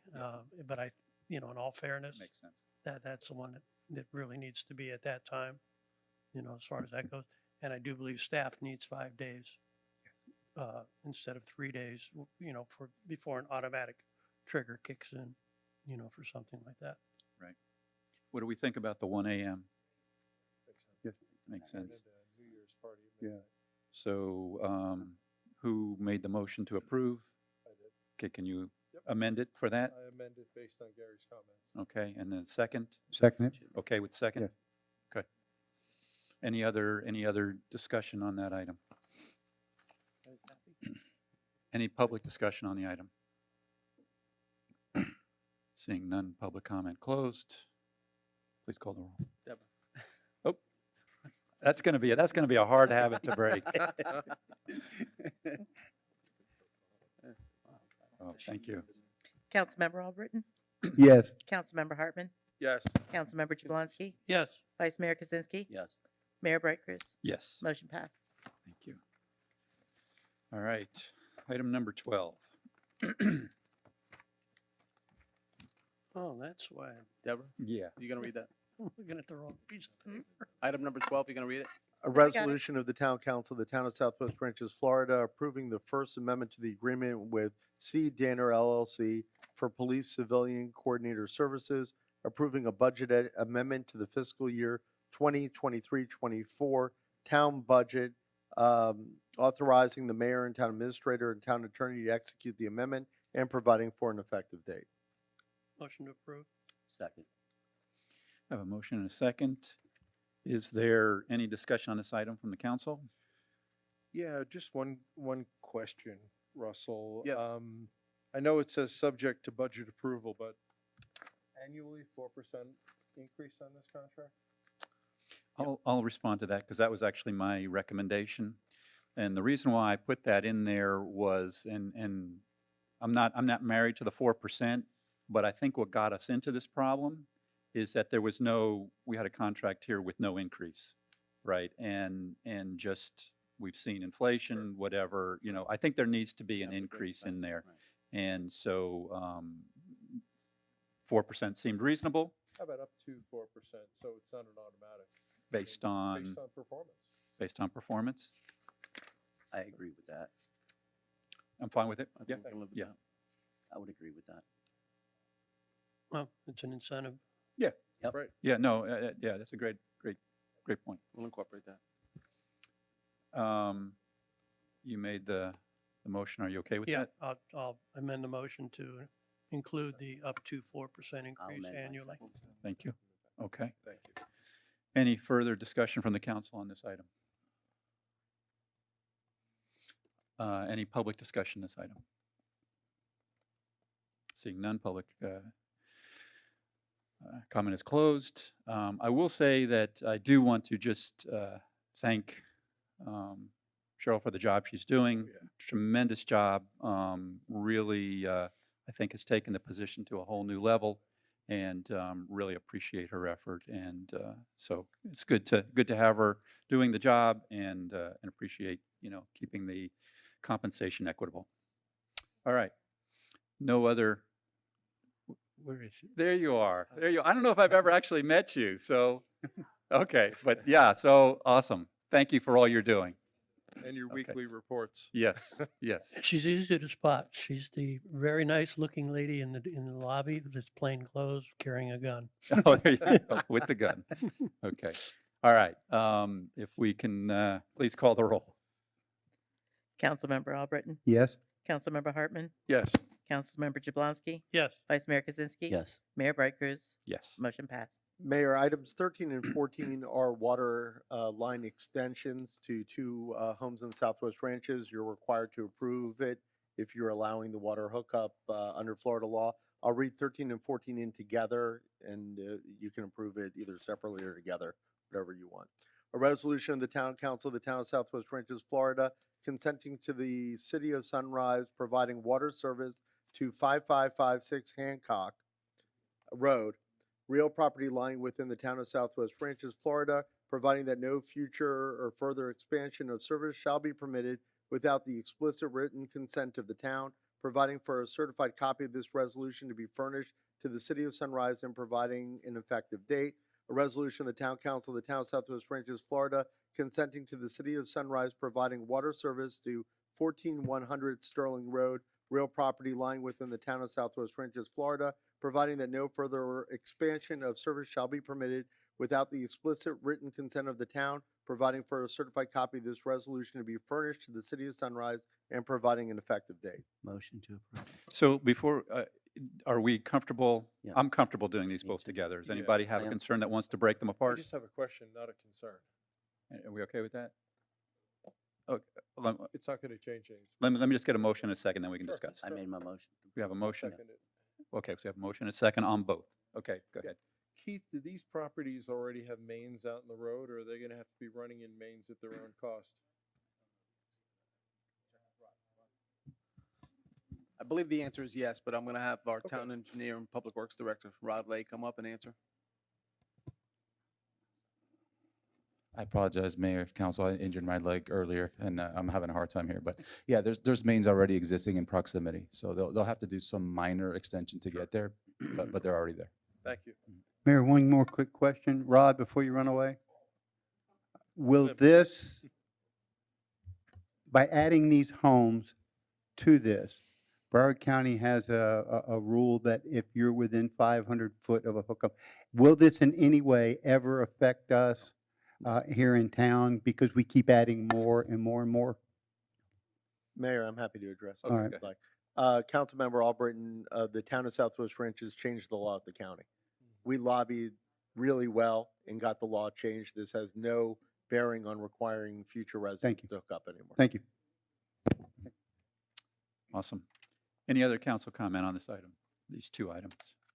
Seeing none, any public comment on these items? Seeing none, public comment closed. Please call the roll. Councilmember Albritton? Yes. Councilmember Hartman? Yes. Councilmember Jablonski? Yes. Vice Mayor Kaczynski? Yes. Mayor Bright Cruz? Yes. 13 and 14 have passed. Thank you. Item number 15, please. This is a resolution of Town Council of the Town of Southwest Ranches, Florida, creating the Zero Waste Advisory Board for the purpose of advising the Town Council on environmental safety concerns and issues as it pertains to the health, safety, and well-being of the environment and the town's residents, providing for the board's goals, objectives, and limitations, providing for the appointment of board members, and providing for an effective date. Motion approved. Second. We have a motion and a second on this. So I'd like to thank Debbie Yep. for coming up with this idea. I think it's an awesome idea. I do want to, I mentioned this earlier, that I do want to distinguish between what this board is going to do versus what some of our other efforts were. This board, the job of this board is not to fight the incinerator, anything like that. We have other whole structure that is working on that to come up with zero waste and to make the right decision on that solution. The purpose of this board is to help the town incorporate zero waste into our community so that, number one, we can do the right thing, And number two, we can show leadership to our municipalities around us that we're not just talking about these things, we're doing these things. And so that's critical. Once again, thank you, Debbie, for coming up with this idea. I know, Richard, you're going to be involved in this too. So we do need to, as we come up with the members of this board, we do need to be cognizant that they will be covered by the Sunshine Law. And so therefore, we need to be very judicious in how we pick our members because we don't want to tie their hands behind their back as far as discussing items. So I'm excited to have this board in place. I think it's an awesome idea, and I think it heads us in the right direction for a lot of different reasons. Any other council comment on this? Yeah, I have a comment. Go ahead. You mentioned the Sunshine Law. Probably most of the volunteers, or some of the volunteers, are going to be on the task force that we have right now. That's going to preclude them from talking to each other. That's correct. About anything. right. So I'm questioning if we just shot ourselves in the foot.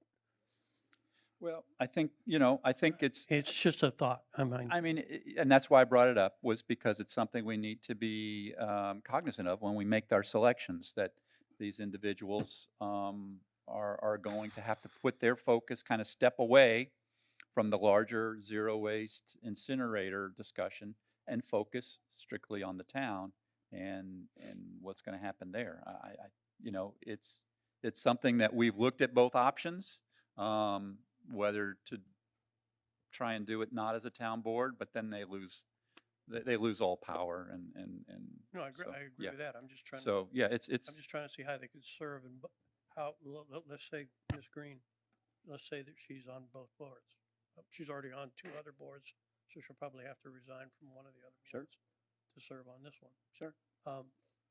But how would she serve in the task force and this, and not have overlay? I think the way it would work is that there would probably be only one person, and if let's just say Debbie was on this board, then nobody else that's involved in the zero waste incinerator side, the Broward County side, would be none of the rest of those folks would be on this board, Okay. the town board.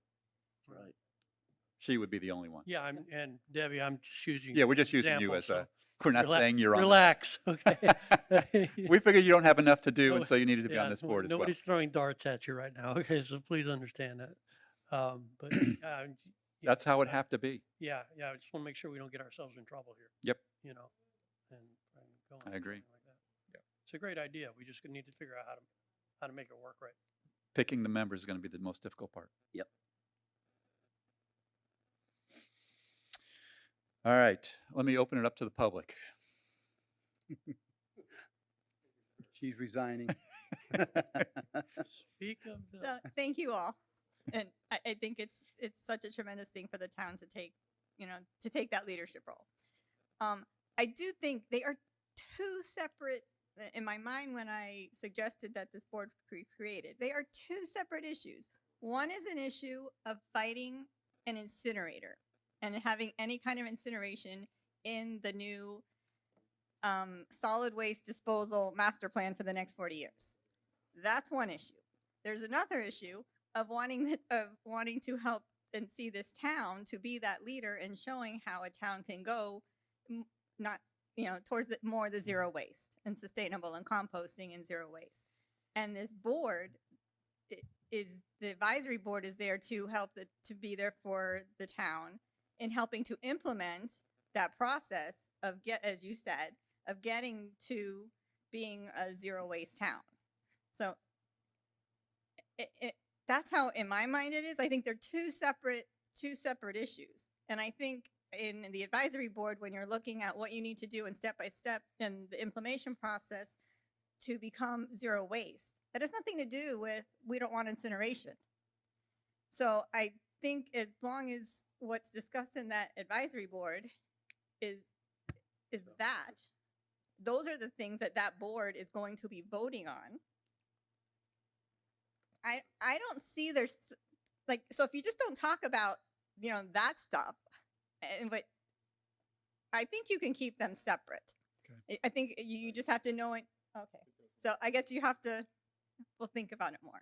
We have to, But you have to think about it more of what you can say and can't say Right. depending where you are. Yeah. Now, as far as the committee meetings, executive committee meetings and all of those are public meetings, right? So you could say whatever you want to say no matter who is there, correct? So it's sort of not public meetings. right. But can I just share really quick? I wish I wanted to say, at our last task force meeting, we had the Compost for Life, Francisco, the originator of that, and he just shared like some tremendous stories of how the composting is being used in real life today. The Miami Beach Convention Center, they're composting. They're composting more back of the house. And there's several restaurants that are now composting back of the house. But the Miami Beach Convention Center, they what was that company? Citrix? Yes. What? Citrix had a big Convention there. And they wanted to see if they could get to 90% of recycling between reuse, recycle, composting, all of that. And they just fell short. They got to 88%. Right. But that is just incredible Right. to see that in real life, this can happen. It's not just a dream. Right. So that's what, and I'm hoping that, the town going in this direction, we can at least show it with our 7,000 whatever residents and then all of our homes that we can go this way, and then it just grows bigger in the county. Right. Right. Great. Thank you. Yeah.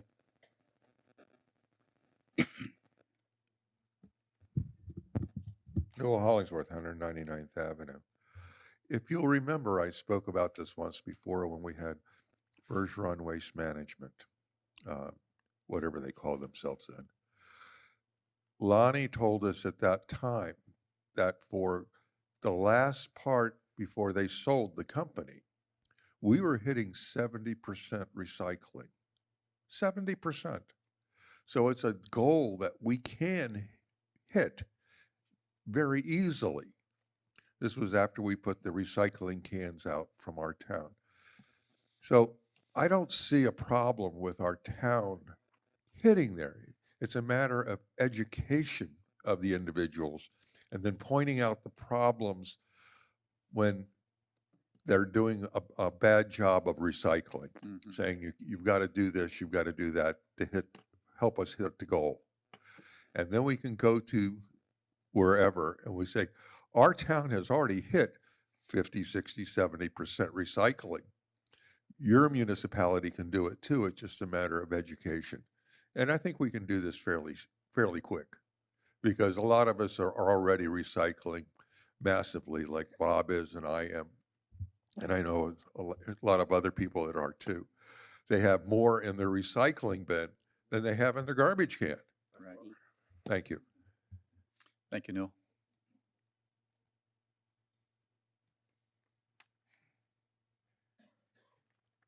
Richard Ramcharatar, Southwest 166. So firstly, I would like to say thank you very much for taking the steps to create a zero waste advisory board for the town. It's not just symbolic, but now we have an opportunity to put it into action. And I will allay any fears of conflicts of the Sunshine Law. I am not going to be on the task force, on the advisory board, because I have a bigger mission that I'm working on, which encompasses forming a coalition in South Florida.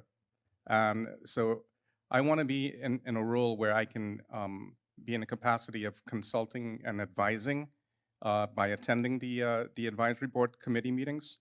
But I don't want to have this conflict and restrictions of being able to speak to Debbie or anybody else on the task force outside of these meetings. And so I'm here to support the town, and I'm here to support the advisory board.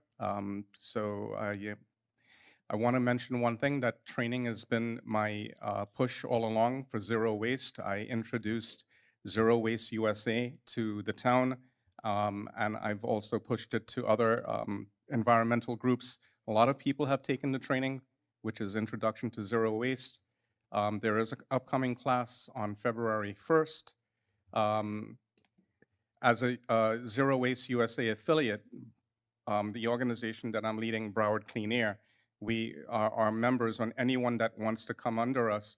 you can get a discount on that class. It's normally $100, and you can have it. You can take the class for $50 a person, and it's a 4-hour class that runs from 12 noon till 3 p.m. So I would encourage everyone in the town, including our council members, if you have the time, to please take this course, because it will help enlighten you and shed some light on that. On February 20th, there is a 1-hour free Zoom class with Zero Waste USA for students, Zero Waste USA affiliates, and anyone that's interested in getting an idea about what zero waste is and what it entails. Because like Debbie said, if we're going to move in the direction of zero waste, we have to educate everyone. So it starts with education, all right? And zero waste starts at home. It really needs to start in the households. So thank you. Thank you, Richard. And thanks for all that you're doing. We really appreciate all your efforts. Super important. Any other public comment?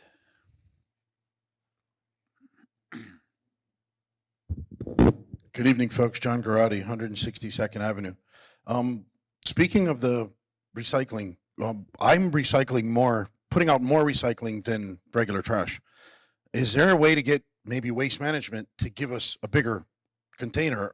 Don't know how that works specifically, but I've had my wife had to say, here, we have more to the recycling for the blue bin, because, you know, we have gone on this trend of just reuse everything 2-3 times if you can. So Richard's efforts, Debbie's efforts, this is priority 1 for us. So composting, the gentleman that was here from that company, that's the key. I mean, Southern, Central America, Africa, they do this because it's a norm. We're a throwaway society. We have to change. We have to lead by example, like you guys have been talking about. So if we can get that example of a huge recycling bin and a little garbage can, we're going to make that number of what you guys need to get to that zero. So whatever we can do, I mean, any town event that we have, we should have a massive, even if it's just for show, the biggest recycling can you've ever seen parked right out front. That's our message that we send to every other. Let one of the kids design it. Let's put, you know, let's make it a school thing. I don't know. Whatever we can do as a marketing tool to get that message to all the other communities that this is how important it is out here. Yeah, we're the first town that's going to be affected, but everybody's getting affected. We all know that. So the message is huge. Let's get a 2-ton recycling thing parked out front of the town. That'll plant it in everybody's heads how strong it is. So that's what I wanted to add to that. So thank you, guys. Thank you. Awesome. Any other public comment? Seeing none, public comment closed. Had a comment. Yeah. Based on they do have recycling dumpsters. I've used them for years, and they hold quite. It's like a standard dumpster, except it's different paint scheme, and you know, do not dump trash in and stuff like that. Right. So that's already in existence and has been for decades. So it was a requirement. It was a requirement that we used them for all our needs and stuff like that. And as far as larger bin, you know, another option, a quick option, is just to get another bin, so you have 2 bins. So that's just absolutely. You can, as many bins as you want. You do have to pay for it. There's you have to pay for a one-time fee. Yeah. Yeah, but you can have as many bins as you want, you know. So that works. But I just wanted to point out those 2 things. Good. Any other council comment? Seeing none, please call the roll. Councilmember Albritton? Yes. Councilmember Hartman? Yes. Councilmember Jablonski? Yes. Vice Mayor Kaczynski? Yes. Mayor Bright Cruz? Yes. Motion passed. This is a resolution of the Town Council of the Town of Southwest Ranches, Florida, reinstating the Public Safety and Traffic Committee for a 6-month period for the purpose of advising the Town Council of public safety and traffic-related issues, providing for the board's goals, objectives, and limitations, providing for the appointment of board members, and providing for an effective date. Motion to approve. Second. Jim, thanks for your work on this. Really appreciate your leadership here and a great group that you have gathered there. Any comments on this? Yeah, Mayor, thank you. I have talked to the other past board members, that they're very anxious to come back, see what's happened for the past year. They're very anxious to go on to next year. They really like the idea of these signs coming in. The placement of them is very important. I asked if they could give me ideas where the most citations had been written. Unfortunately, most of the citations are on the bigger highways that have the speed limits of 35 to 45 mile an hour. There were only 3 real areas where they were in an area that was 25 mile an hour. Take away Sterling Road now, because Sterling Road's 25 all the way through. There was more citations issued there than probably anywhere on one single road other than Griffin. But the 3 areas at Hancock, the 127th Avenue, and 186, there was only a total of 79 issued inside those areas where there were 25 mile an hour speed limits. Out on Griffin Road, there were 1,436. Now, I know that the signs are important. I know that the people that are on Griffin need to see the slow down, but I think if we concentrate on putting them in the residential areas more so, I think it'd be a better fit. But that's just my concern. Overall, there was 1,957 citations issued last year. So, I mean, it is working, but it's, I honestly think that with this board, we could bring it back into the neighborhoods more, Thank you. Yeah, yeah, makes sense. Let me just follow up on what Councilman Jablonski brought up earlier. So what is kind of our time frame for getting, I know it sounds like we got different plans, different council members for kind of coming up with those locations. We do want to get those in relatively quickly. They're saying But- we're under warranty. Right, right. Yeah, I'd like to see the board at least have one meeting under their belt, and I'll take the advice from the council members as to where they'd like to see them, and I'll write my own areas as to where I'd like to see them, and give them to this, and let them, and let us speak to the police department. It may not be feasible to put one on 157th Avenue or something. There might not be enough traffic there, although the residents that live on that block say, gee, cars speed up and down here all the time. We want the areas where the most traffic that'll affect them the most, and, in the areas to where it's more, I would say the residential areas instead out on the main highways. Yeah. So if you could let me have the first meeting, I'll set that up with Russell sometime here in February, and then we'll go from there if you would. So another, couple weeks or so here and there. Okay. Sounds like another month. Yeah, Next month, if I probably could, yeah, if I maybe could. maybe we can target the second meeting in February? The second Russell, council do you meeting in think that February? would be okay, that we could set up a meeting with the group?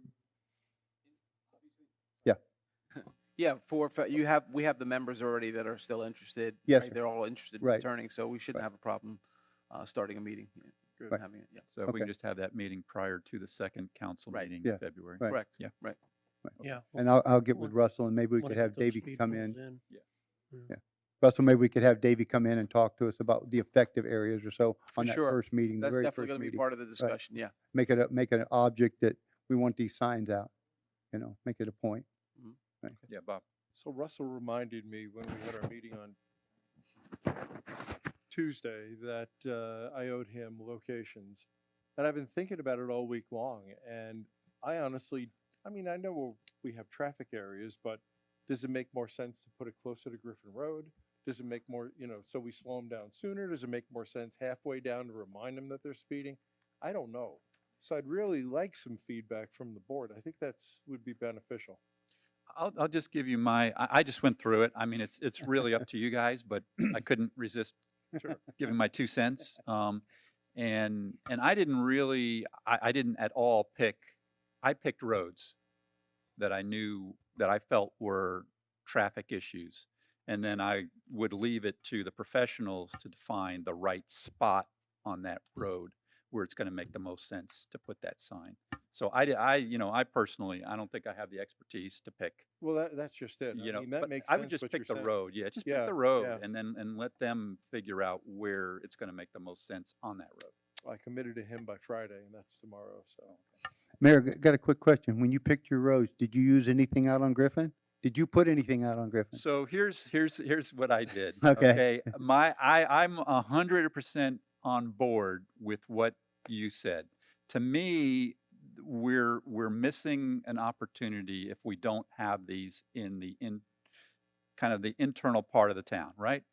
So I initially put all of them on the inside of the town.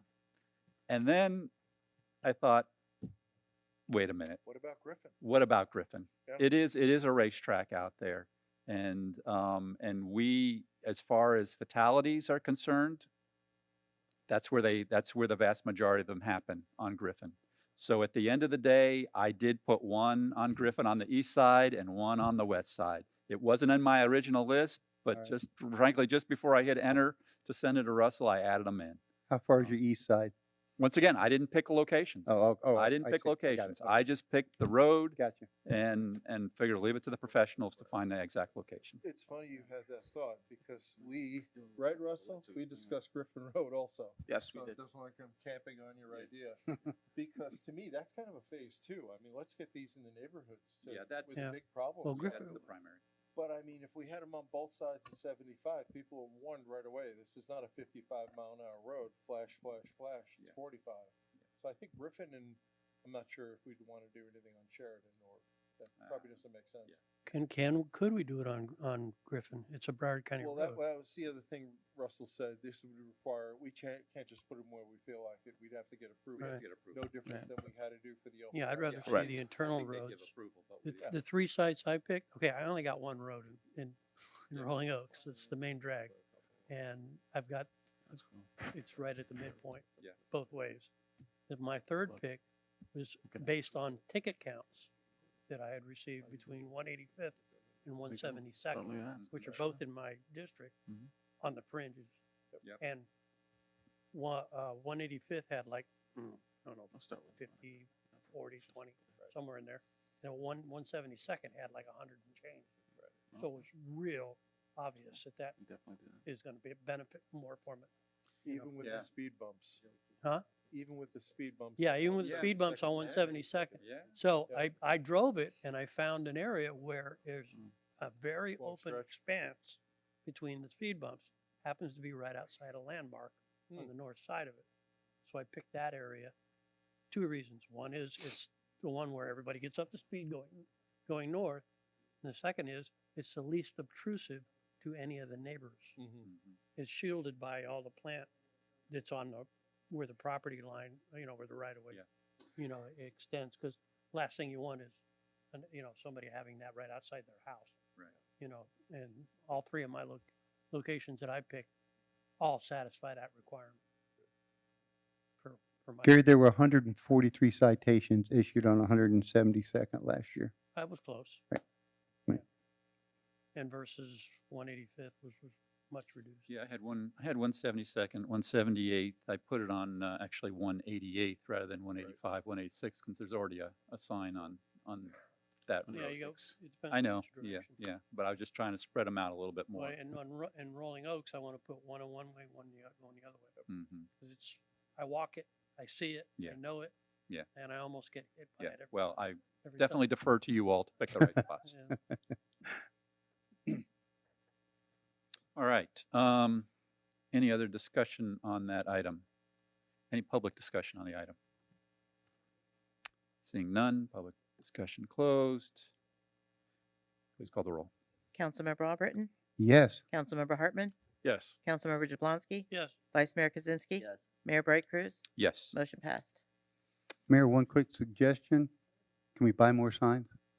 Well, yeah, let's get these in No, first. I Sure they're think we effective can first. next year. Yeah, Yeah.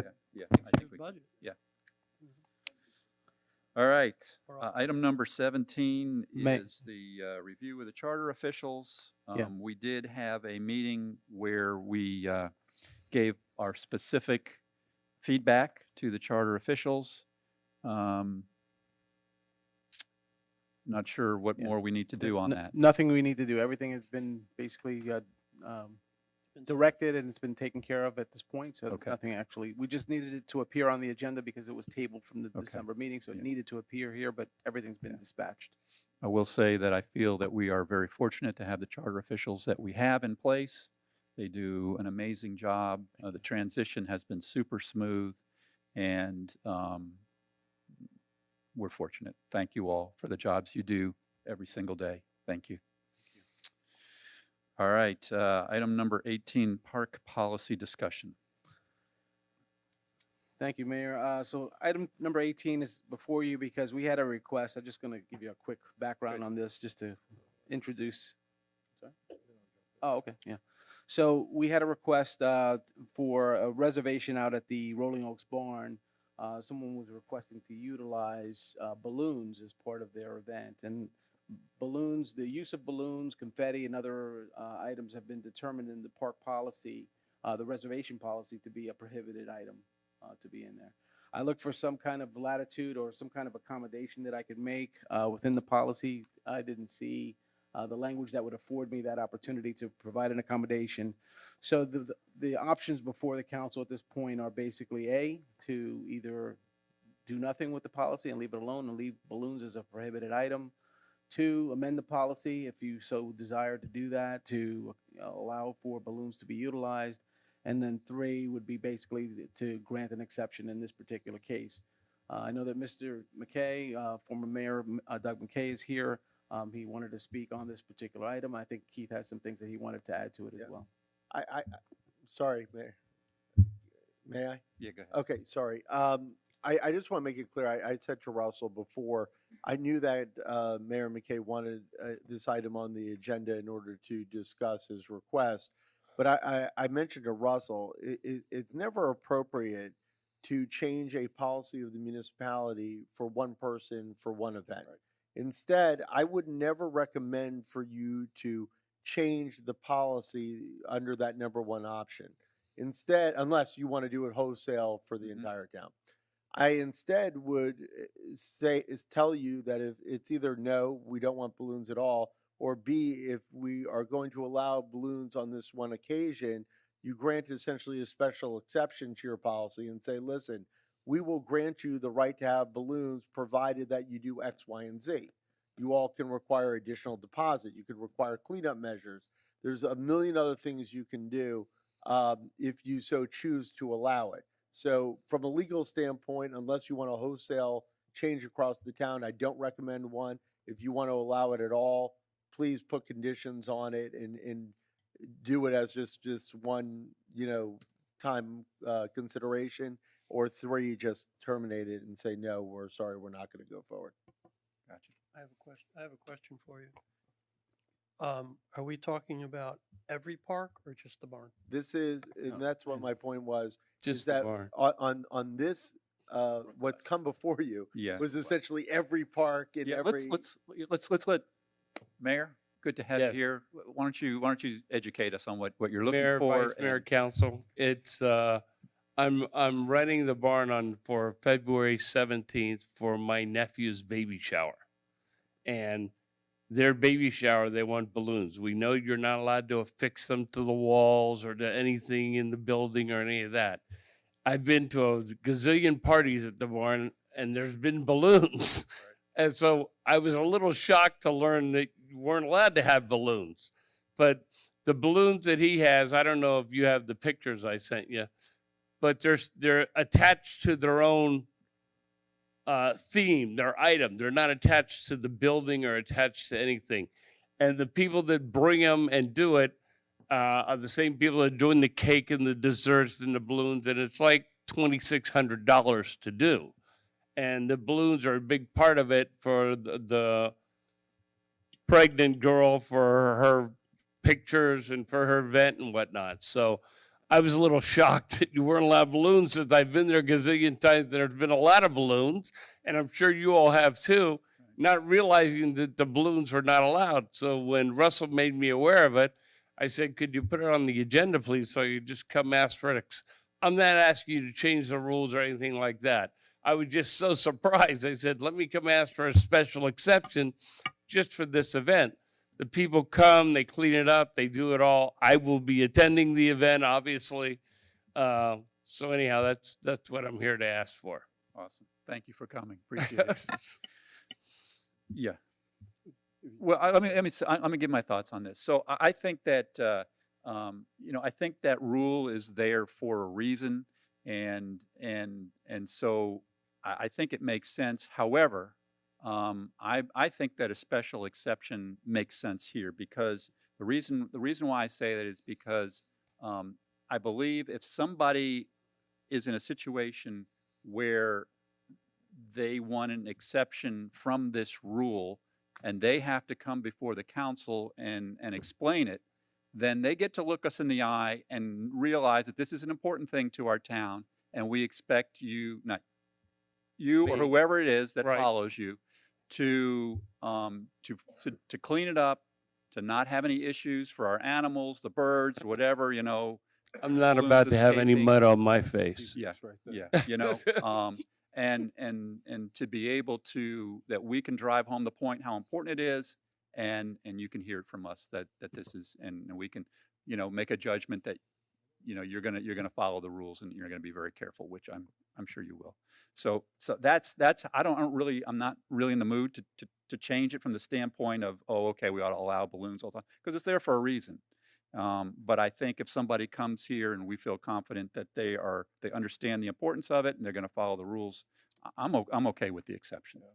Just a heads up, in the future, if somebody wants to do that, they need a little more notice or lead time, because when you're hiring somebody to do something, their schedule gets full and you may not have that date available anymore. So technically, if had I known this, I would have asked you a couple of months ago. Yeah. So it's. I would say to using it as a special exception and not change the policy. Right. I would put in one stipulation, and this is where I've seen the problem, and that is no helium. Because the top of they all end up in the ceiling or out the window, and I've gone in there and that is a problem. Yeah. I've gone in there and with a BB gun and had to take them down. Not Well, really, just kidding. Let me about it. shed some light on the reason why we said no helium balloons. I'm surprised, when I read this, I was surprised it didn't say helium. If I recall, back when this was passed years ago, we didn't want people going outside and letting the balloons go. Right. That was the real problem with it. Right. So again, and when I heard that this was going to be on the agenda, I went back and looked at my pictures, because I've photographed every town event that's ever been in the barn, and I've done a bunch of private. Half the time there are balloons there, and we've never enforced this. I feel bad ever trying to impose it on one person who came forward to us and asked. I mean, it kind of sends the wrong message. Yeah. I just wonder if we don't want to take some time and change the policy, not tonight, to give Russell the latitude, if he judges it appropriate, to go past some of these things. I don't know, what do you guys think about giving him the power, I guess? No. Yeah, Okay, I I'm kinda hearing a want no. them- Yeah, Yeah, I want them to look me in the eye and say, we're going to do the right thing. Okay. Yeah. Okay. Yeah, but I think the big Russell, thing you got a break. I think the big thing with the balloons is if there's no helium in them, They don't float away. and they pop all the balloons before they leave. That way they don't blow. I mean, there's no chance of them blowing away. I wouldn't have a problem at all. This isn't a kids' party. This is a baby shower with adults. Yeah. Yeah. Yeah, but I'm just saying, so the balloons are properly disposed of. Yeah, I will say this, that as far as even non-helium popping the balloons, I've seen this in the past where, the party's over and everybody's popping the balloons, and all of a sudden you've got all these plastic The mess. balloons all over the place, inside, outside, and everything. So I think helium is an issue. I think non-helium can be an issue if it's not cleaned up properly as well. Yeah. So do we throw an extra $50 or whatever December thinks appropriate if they ask for a WE grant for, deposit? Yeah. Not to Let's- keep, but I do want we to have- open it up to December Yeah, to get her thoughts but we on have it. a cleaning deposit already. We do. Well, I'm saying bump it up if we give them a special exception like this. Yeah. I don't know. We get the Parks Board All chair right. too. Let me, December, if you can, from a staff standpoint, if you can give us your thoughts on.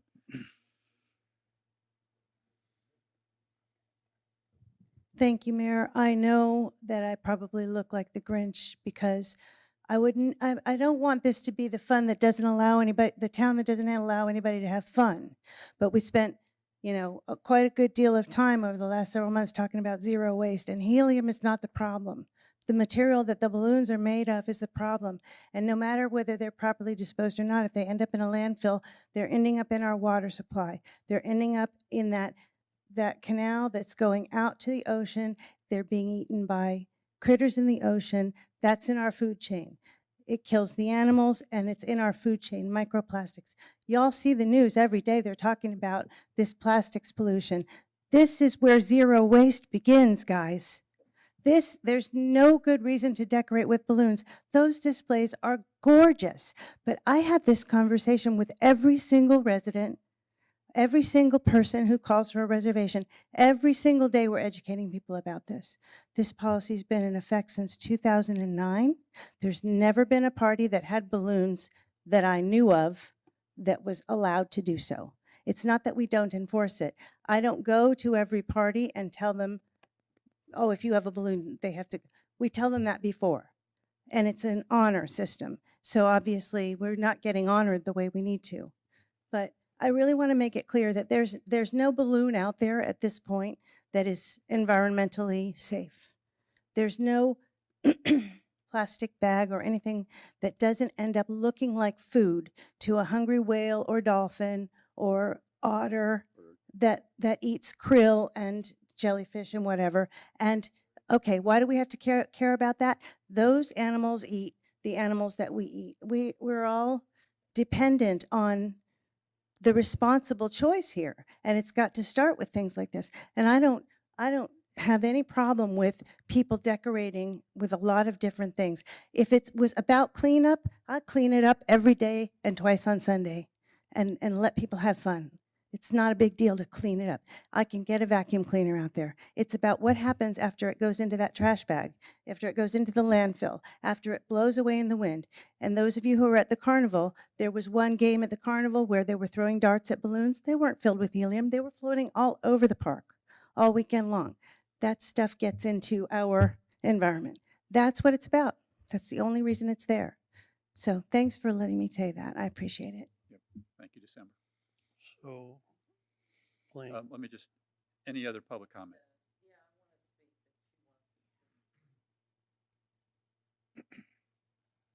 Chris Brownlow, 5301 Thoroughbred Lane, and current chair of the Parks Board. Yeah, in my opinion, this is something which is critical to our purview.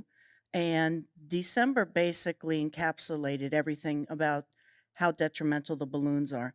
But just remember the background. We wrote our park usage policies, beginning with the equestrian park policy. They were established by council via enabling ordinance number 2009-014 and resolution number 2009-078, and most recently reviewed, amended, and readopted in 2016 via resolution 2016-067. On this page, it states item 3, Parks policy prohibit activities, stapling, taping, tacking, or any affixation to park facilities, balloons, glitter, sequins, confetti, and similar materials. And for the same reason December said, these things get out in the environment. They do not degrade. Balloons are around, those materials are around for decades. Thank you.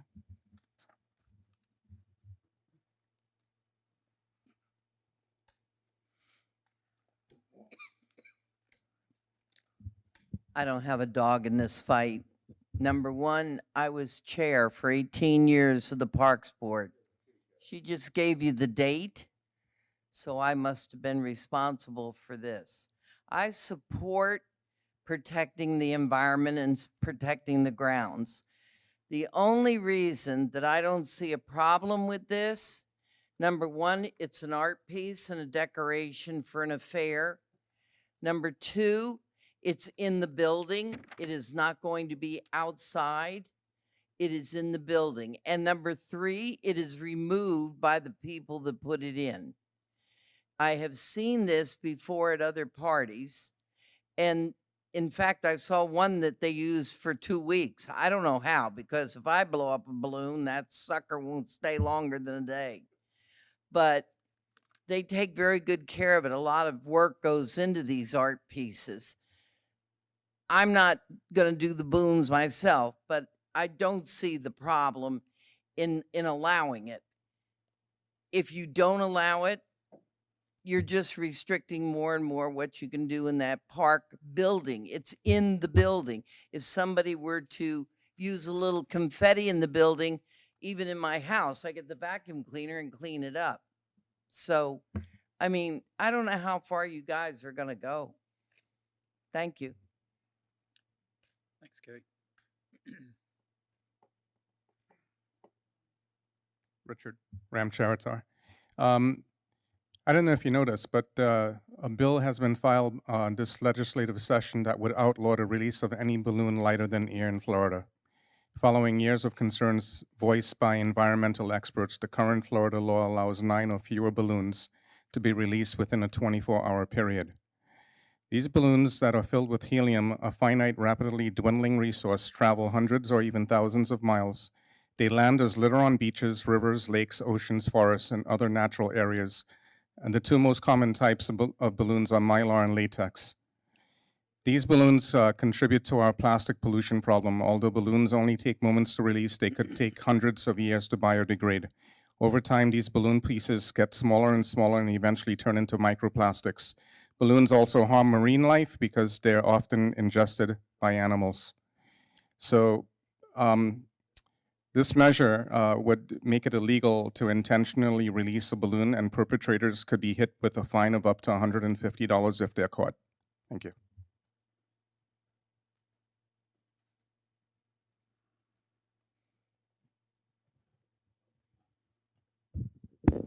Good evening, John Garotti. On? Can you hear me? 162nd Avenue. Regarding balloons, balloons are a disaster for the environment. We all know that.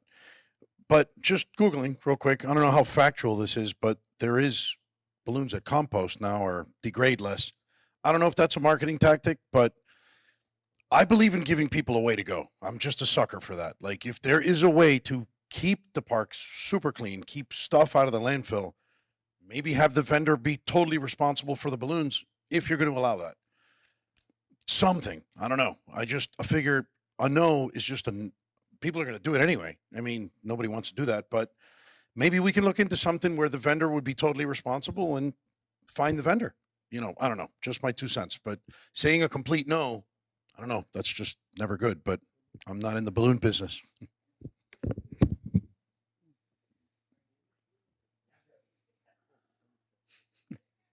You want me to chime in? I'm not I sure got- where to go with this, to be honest with you. I got Your own dog food type situation. No, I've got some comments. Go ahead. Make on it.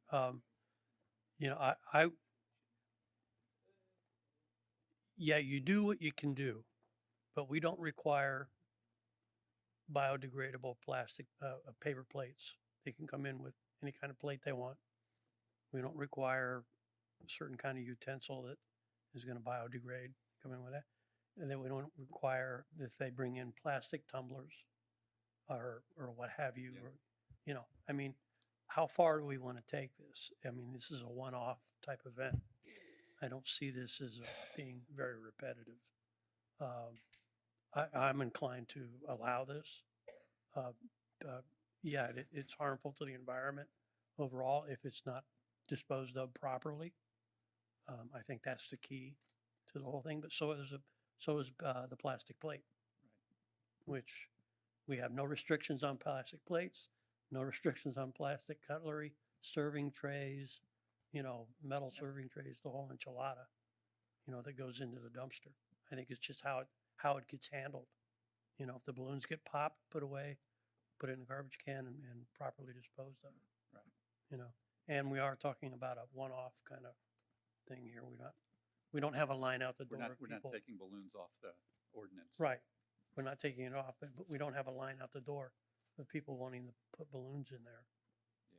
So I'm inclined to allow it under those circumstances. And if you want to tack on a $50 cleaning fee, which I think is unnecessary, but I'll go along with it. I'm not opposed to it. I just don't think it's necessary. That's all. We just sat here for the last hour talking about zero waste. We did. And we just heard some people make compelling arguments that we continue to contribute. When do we stop? When do we say no now, but we're looking to give a special exception? So I haven't made my mind on this yet. We go down the row. Mayor, I feel the same way. When it came up, first discussion here, I saw no harm until Miss December spoke and Chrissy spoke and all. If we're going to set the example, then we need to lead by example, I guess. And I got nothing against balloons or anything, and I'm sure that most of them would not be helium balloons that get released into the air, but they end up somewhere. And, so we got to think about that a little bit. This is the first. I'm not saying that, is this the only one? There may be 10 others come next year because we let this first one take place. Has it happened in the past? Absolutely. Like December said, she does not go to every event. She doesn't attend to see if they are or aren't there. It's on an honor system, so I don't know how you're going to police it. That's a tough one.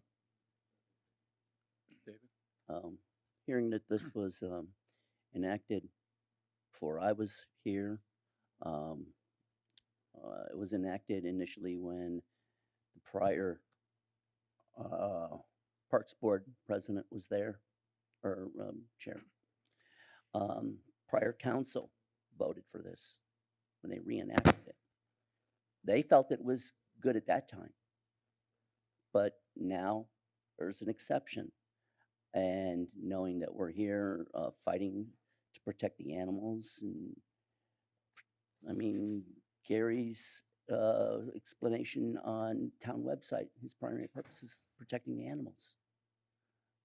I don't see a point to making an exception when these balloons are going to end up in the garbage, and anybody that says they're going to give an exception, you're forgetting about the balloons once they hit the landfill. And I don't think that's right. I think that's selling out. And because of that, I'm going to make a motion that we stick with the policy and don't grant any exceptions.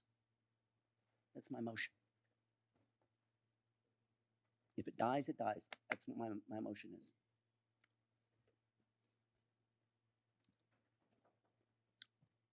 Let's talk about it a little bit more. So I didn't hear a second. I'm not. Motion dies. Yeah.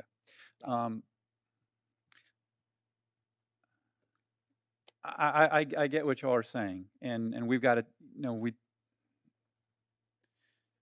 our walk has to match our talk, right? So I get that, but I think Gary makes a really important point that if we were to stack up the garbage at the end of one of these parties, and look at all the paper, the plastic plates, the plastic forks, the plastic spoons, the plastic knives, the plastic cups, and then a handful of balloons, who are we kidding ourselves?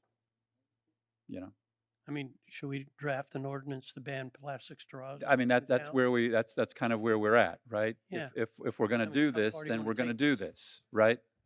Then we're going to do this.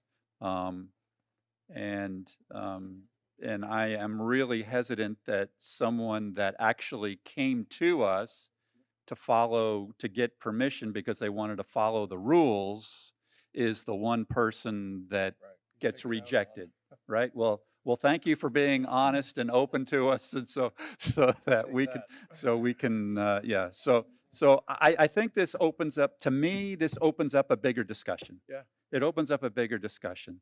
And so I appreciate that they came to us with that bigger discussion, but I am not inclined to penalize this one situation because they brought it to our attention.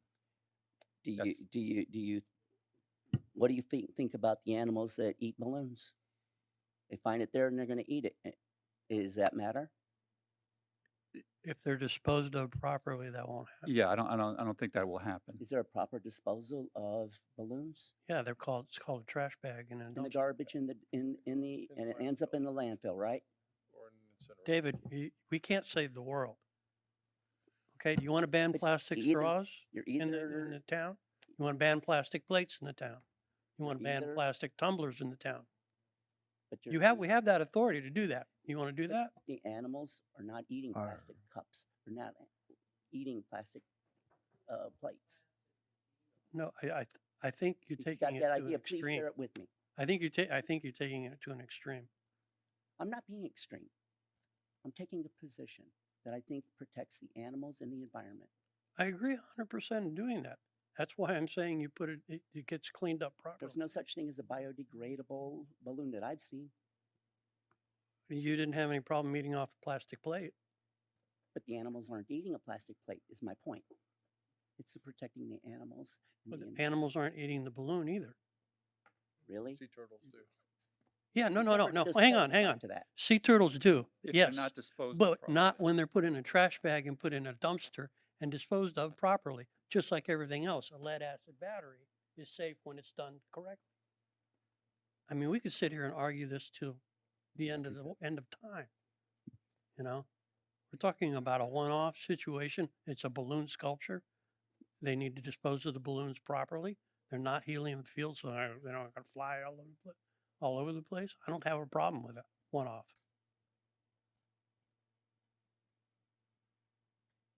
And if you want to charge more for it for a cleanup, that's, I can do that too. I'm inclined to say yes, because to penalize them for coming forward, I don't like that Yeah. idea. And as well, like I said, I have pictorial evidence of all the parties. Yeah, I mean, that he balloons could have been used. he could have said But at the nothing same and done time, it. we have staff here telling us bad idea. We have residents that are connected now to zero waste that are saying bad idea, and somebody's trying to protect the sea turtles. Those are all good ideas are too. good So ideas. how do you balance it? It's tough. Yeah. They're, I mean, if this were anybody else than the former guy, we probably would just be saying no. Well, There's an influence thing here as well. yeah, there is.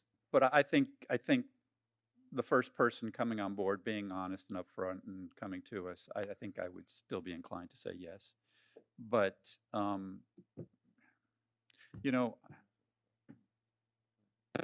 Here, can we look at this?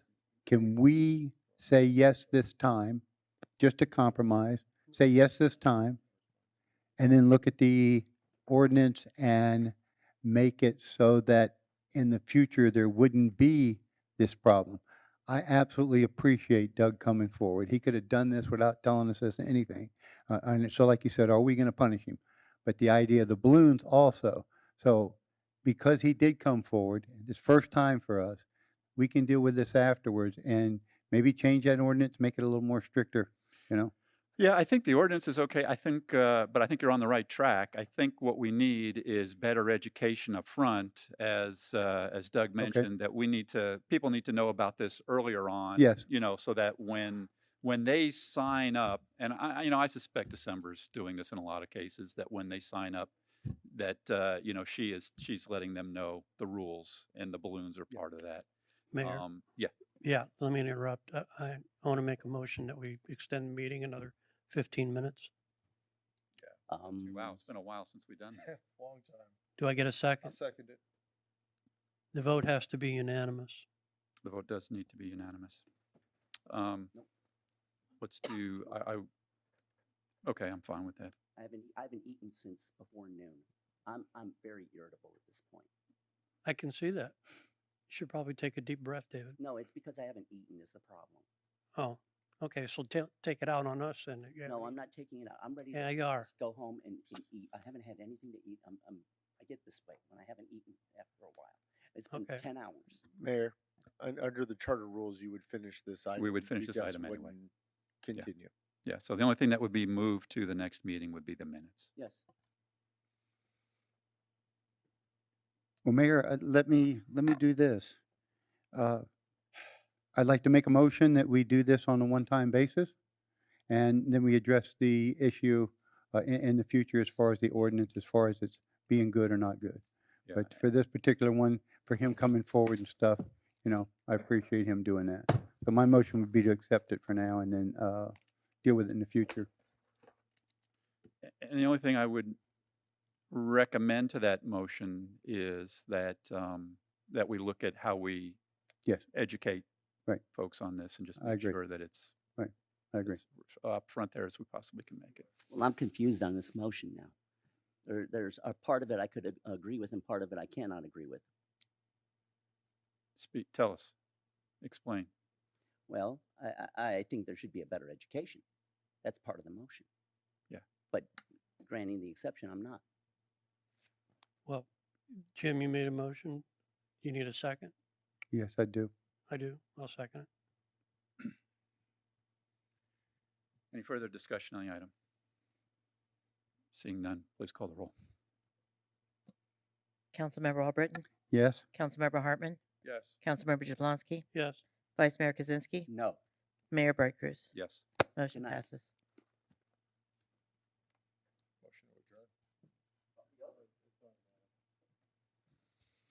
Motion to adjourn. Thank you all for coming out. Can we do the minutes next meeting? Next We meeting. can, we can do that, right? Okay, thank you. Next meeting, that's what I say. We can do that next meeting? Thank you. Okay.